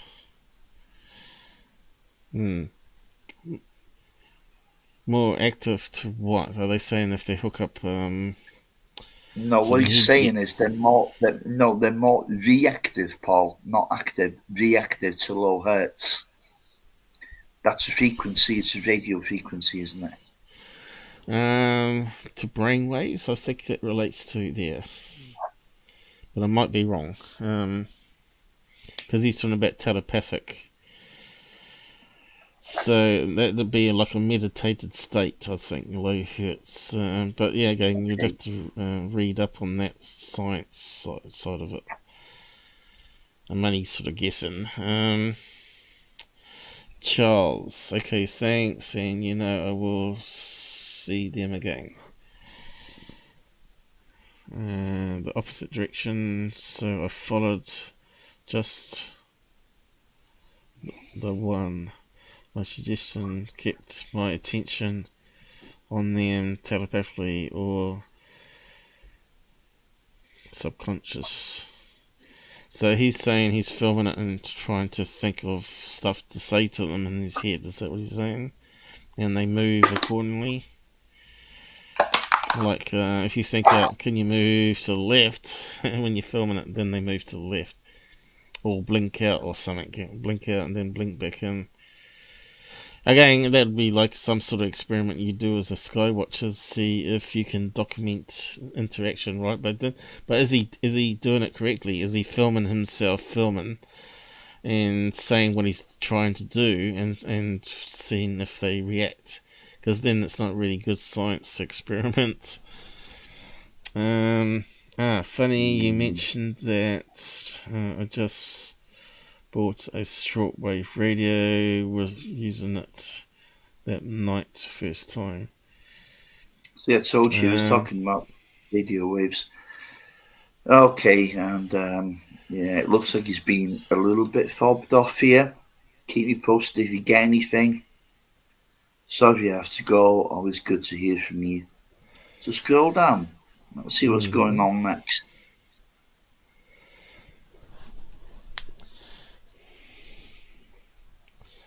Hi Charles, first of all, although quite late, thanks a lot. Thanks for your birthday wishes, okay. Blah blah blah. No, Paul, you missed something big. No, I haven't. You Already in have. February, I had internal disciplinary action procedure for some issues related to disclosure.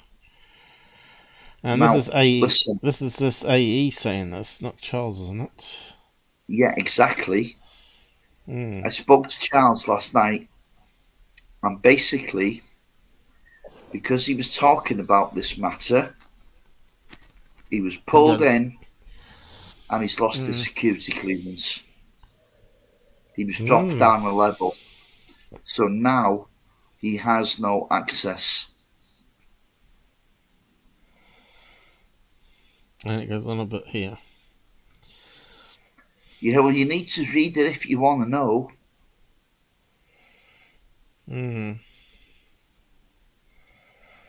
Any further research activity? So he's been cut off. Yeah. Oh dear. So how did they find out? Monitoring his emails? I don't know, of course.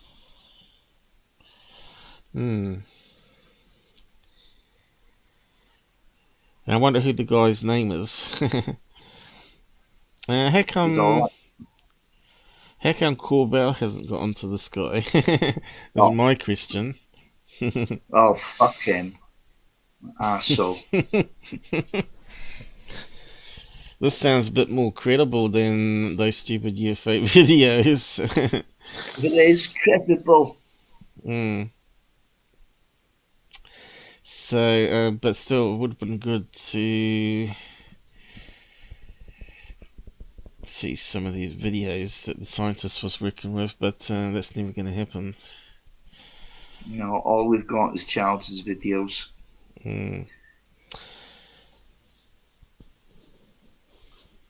I suppose we don't know the company that he was with, do we?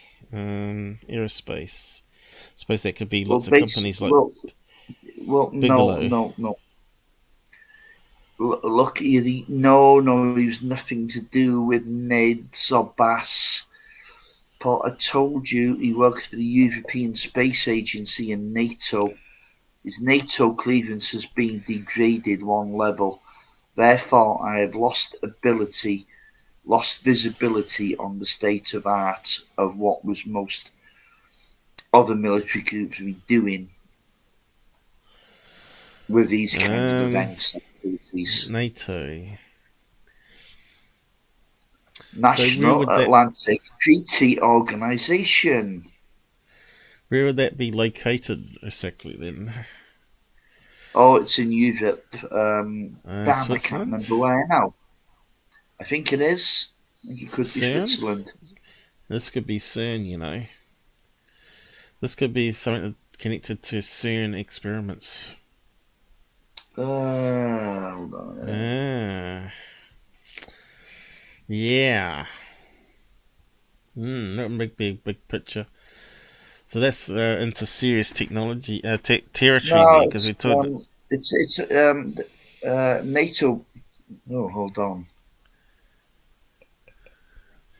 There's going to be a lot of PhDs in that. That's what I'm saying. Oh hell yeah! Yeah. There's going to be a lot of NDAs there. Yeah, it's actually in Brussels in Belgium, the headquarters, Paul.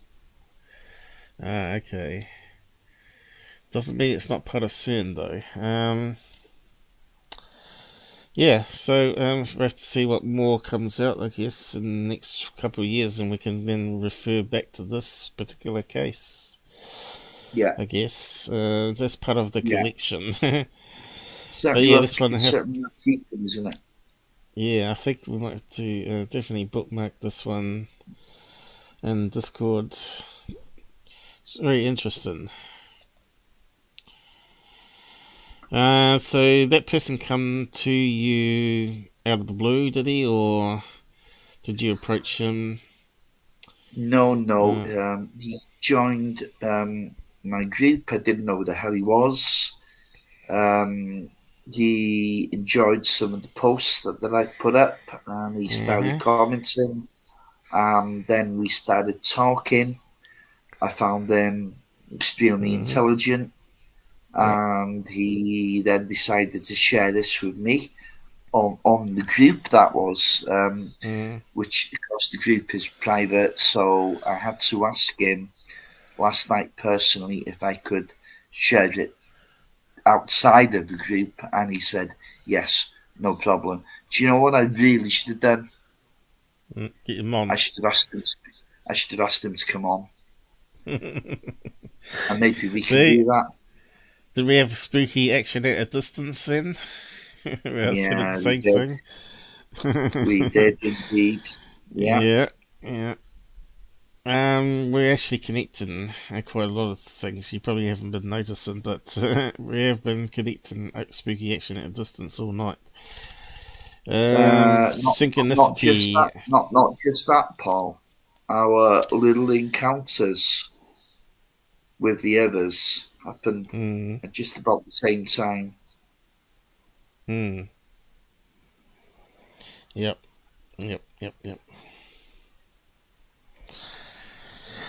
Well, yeah, it's quite an episode, isn't it? This one. Let's have a look at the bottom there, see if there's anything left there that might be interesting. But it's a bit of reading still. Not a lot. Government releasing the UFO research program. All disclosure of events is good, but I don't expect useful details. Well, we know that. I said that before it came out. Also, in general, don't expect any conspiracy or stuff like that. As a summary, we have many differences difficulties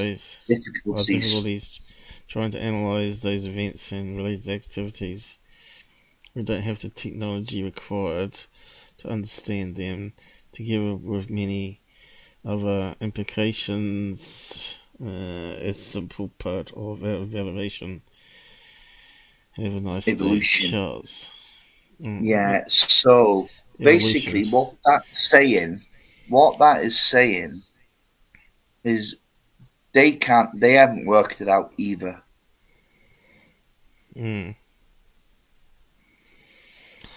Yeah.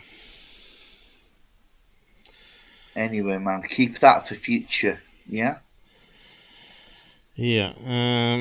More's going to come out where I was going to say the same, and might be able to check their backgrounds maybe.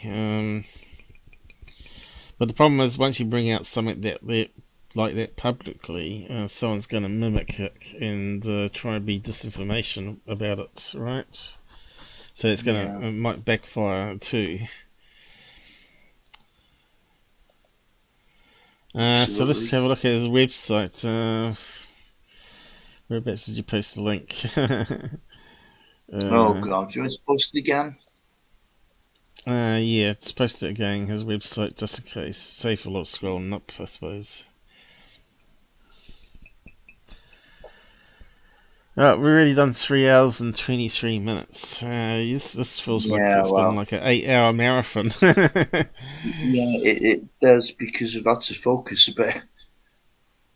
I could do with getting off soon anyway, so let's have a quick look over his site and just wrap up then. We won't do open lines then, and maybe someone might want to do open lines next time. Jesus, 4 downvotes. We got 4 downvotes. You know why? Because you talked about Greer. There's a lot of Greer trolls. I'm getting lots of Greer trolls now. No. I am. I'm getting some nasty comments. Oh, yeah? Okay.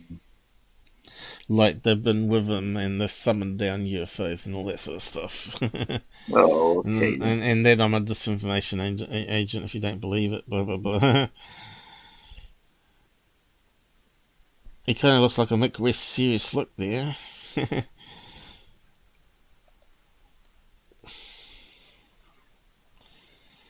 Alright, so this is some of his videos, right? So, how far back did they go? Let's scroll. Go back between 2015. Not all of them is Chinese lanterns, orb. Yeah, it's got a ton to go over here. That would probably take me all year just to go through it. There's no doubt he would know what the best episodes were. Yeah. So he'll probably have to pick it up. So 9 years ago, this channel. So he's been around a bit longer than I have.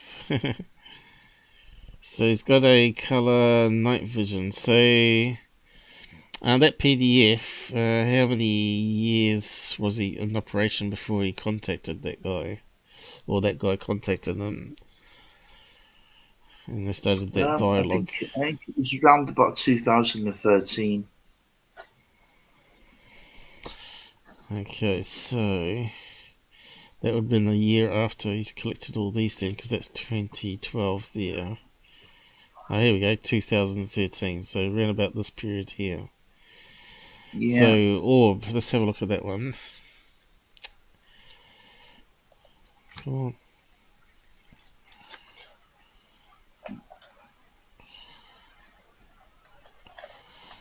4-3. For the first one, they're getting in the west. I'll just turn it down a bit. That's the wind, I think. Yeah, we're looking at this thing moving. Yeah. Could be a satellite.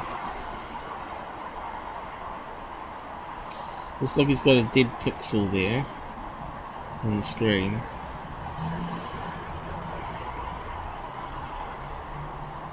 Actually, he's got 2 dead pixels there and there.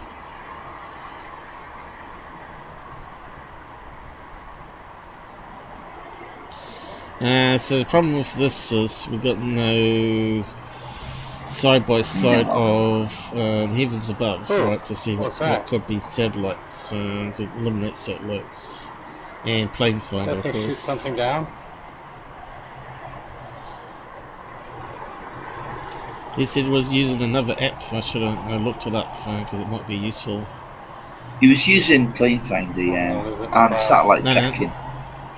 No, he was using Summit Tracker, he said, which combines planes as well as satellites, I think.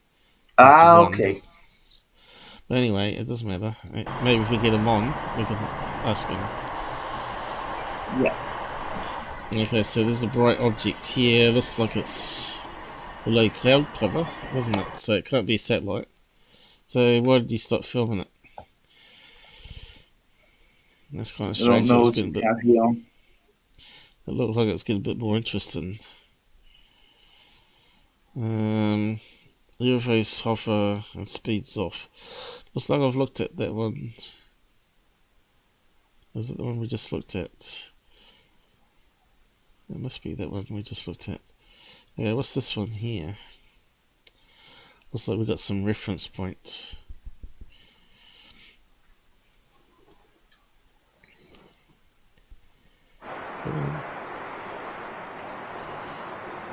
Is that crane?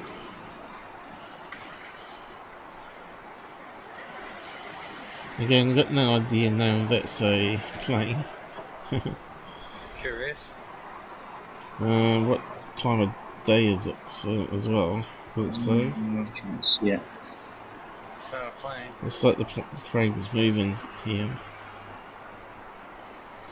Hold on, wait.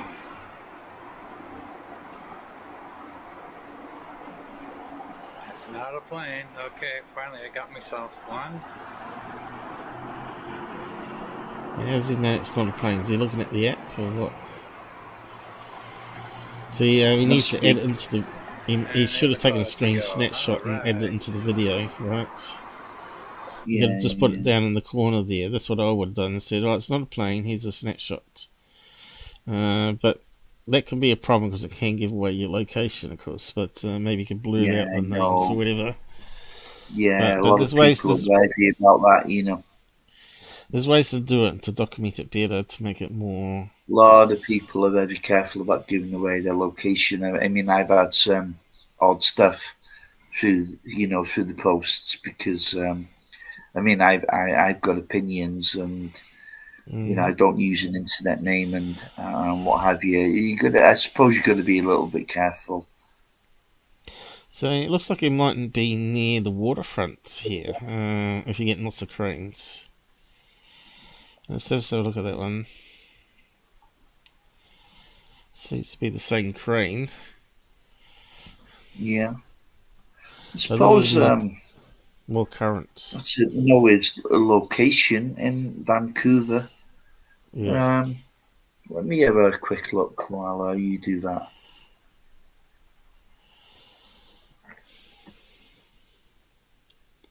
Oh, what was that? Meteorites, yep. They do get quite a bit up near Canada, don't they? And of course, they're in the northern hemisphere, like that scientist was saying. We get a lot of the light phenomenon happen.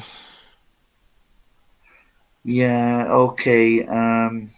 So from what I can tell, he's near the sea. He's near the sea. See, that looks like it's a rotating satellite that's sort of blinking off and on like an Iridium satellite, but I don't know. Again, you've got to use the software. Skip to the weird light. What weird lights? See, it looks like a shipyard, doesn't it? Yeah, I just told you it's right. It's a dockyard there. Oh, right, okay. It's right by the sea. Yeah. Good stuff.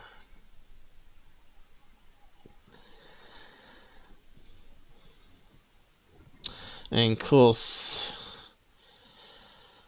we don't know if it's looking in the sky though. That's any problem because sometimes they could be looking at false horizon out to sea. Yeah. That does look like helicopters though, doesn't it? So we don't know if that's like a police helicopter circling around, a chase going on in the city, directing the cop cars or whatever. Which is what happens in Las Vegas quite a bit. And you got that guy, UFOs over Vegas, claiming they're UFOs from the helicopters. Trying different colour palettes. So, yeah, it's not much to go on, is it, really? No. Some of them are better than others. Do you know, you could spend a whole evening, and I hope people do, they take the time. Or, if you can find his documentary, which he's not charging for, you can view it for nothing. Oh, well, you post it on Discord and I'll add it to the link with this. Yeah, sure. I need a little time to find it. Yeah, I did find it once. I had a quick look for it last night and I couldn't find it. Yeah. I didn't want to really run his documentary on here. I didn't, even though it's yeah. Yeah. You with me? So, what was that opening up here? So, it would be good if you had like a far away snapshot so you could see more of the scenery plus him filming it. And then you can sort of have it inserted. I think there's a lot better ways to documenting this and giving people more of a far view as well as a close-up view. And maybe even having a different camera and different filters on it. So have night vision, have FLIR, if you had FLIR, normal vision, have them all going at the same time. Seems to slow down, but the helicopter would do that, wouldn't it? And of course, if it's a balloon that's spinning with LED in it, it could do that as well. And it's I don't near think the coast. It's a balloon the way it's moving, you know. No, it seems to have some regular flashing, doesn't it? Which suggests man-made, or aliens are mimicking. And you can always say that, can't you?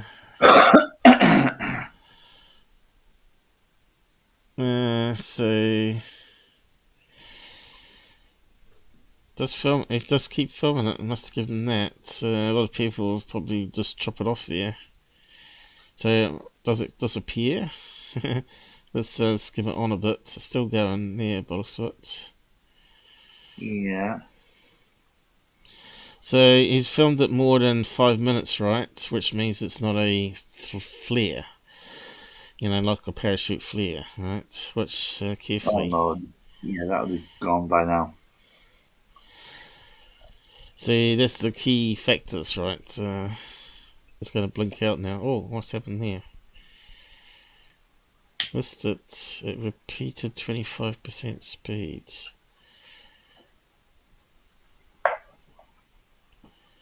It's almost like it jumped and then went back. Or another one showed up. So that would rule out helicopter then at the very end there. And obviously... no, it doesn't quite rule out a balloon though, because there could be another balloon attached to it that suddenly the LED blinked on for a few seconds and then turned off. So it's definitely not a fucking balloon. That's changed direction. Yeah, but balloons can do that, especially near harbour coastline where the winds, because we talked about that previously in my previous lives. Yeah, the wind directions you can't predict unless you've got testing gear, all the different heights constantly in real time, because balloons take samples right throughout the day, weather balloons. But yeah, that was quite interesting footage, but it could still be explained. But yeah, let people have a look over his site there themselves, and he's got quite a few videos there. So yeah, it might take a wee while to work through to find the best ones. How long has he been around? 9 years he's found, 2009. So before Secure Team anyway, he was 2011, wasn't he? Skeptic, now true believer. Canada, there you go. And it explains his last name, calls French. Got quite a few views, beaten me, but he's been around longer. Channels, no channels, community. Yeah. No, we'll probably have to get him on to talk to, maybe, if he wants to. And maybe he can bring his best footage along. Is that him up there? Is it? Has he done some editing or something? What's he done there? Oh, come on, that's a toy soldier, that. I don't know. I'm not sure what he's trying to film here. That's not a real person, is it? That's a little model. Well, it could be him that's superimposed on top of the model. Some Photoshop. We're going to ask him if he shows up. But anyway, I suppose we better wrap up there. Robert, we're getting into 4 hours. Yeah. So yeah, thanks everybody for coming along and donate and give us a thumbs up to counteract all the haters out there. I don't know what there was to hate about what we said today. I thought it was an excellent episode. So we'll just leave that tab open for next time, maybe. Just close that down, get some CPU going. And I'll just say goodnight on the side and then bring up the credit thing. Good night, all. There's a lot to digest, as Robert said, and re-look at it again. Yeah. Definitely will happen. Yeah, there's a lot of information there, wasn't there? But it was kind of, I don't know, it was all a little bit vague, but there was some clues in that. Scientific terminology as well. Yeah, but, yeah. You know, it's sort of, some people don't like that. But anyway, that's the fact. That's what the deep end stuff we're into. Well, it's only science is going to solve this, unfortunately. Yeah. But anyway, guys, I'm just going to end the credits. Put up the credits now, and take care, guys. Thank you. And we're re-energized for next weekend.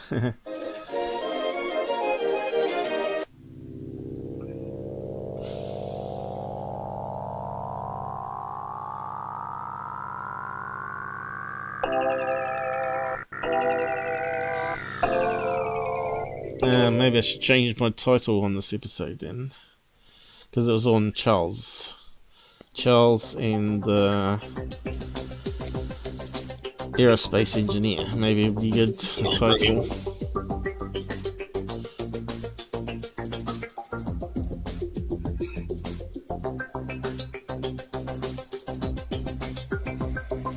Yeah, thanks Snipes, and thanks Dan, and all the others that have come and gone. Yeah, sure. Thanks to everyone that's visited. Yeah, it's late in the UK. Yeah, I thought so. That's why I wanted to wrap it up. You chose a topic that can go on for ages. I did. I'll just end it now. And then Google's playing up again. Come on, end it.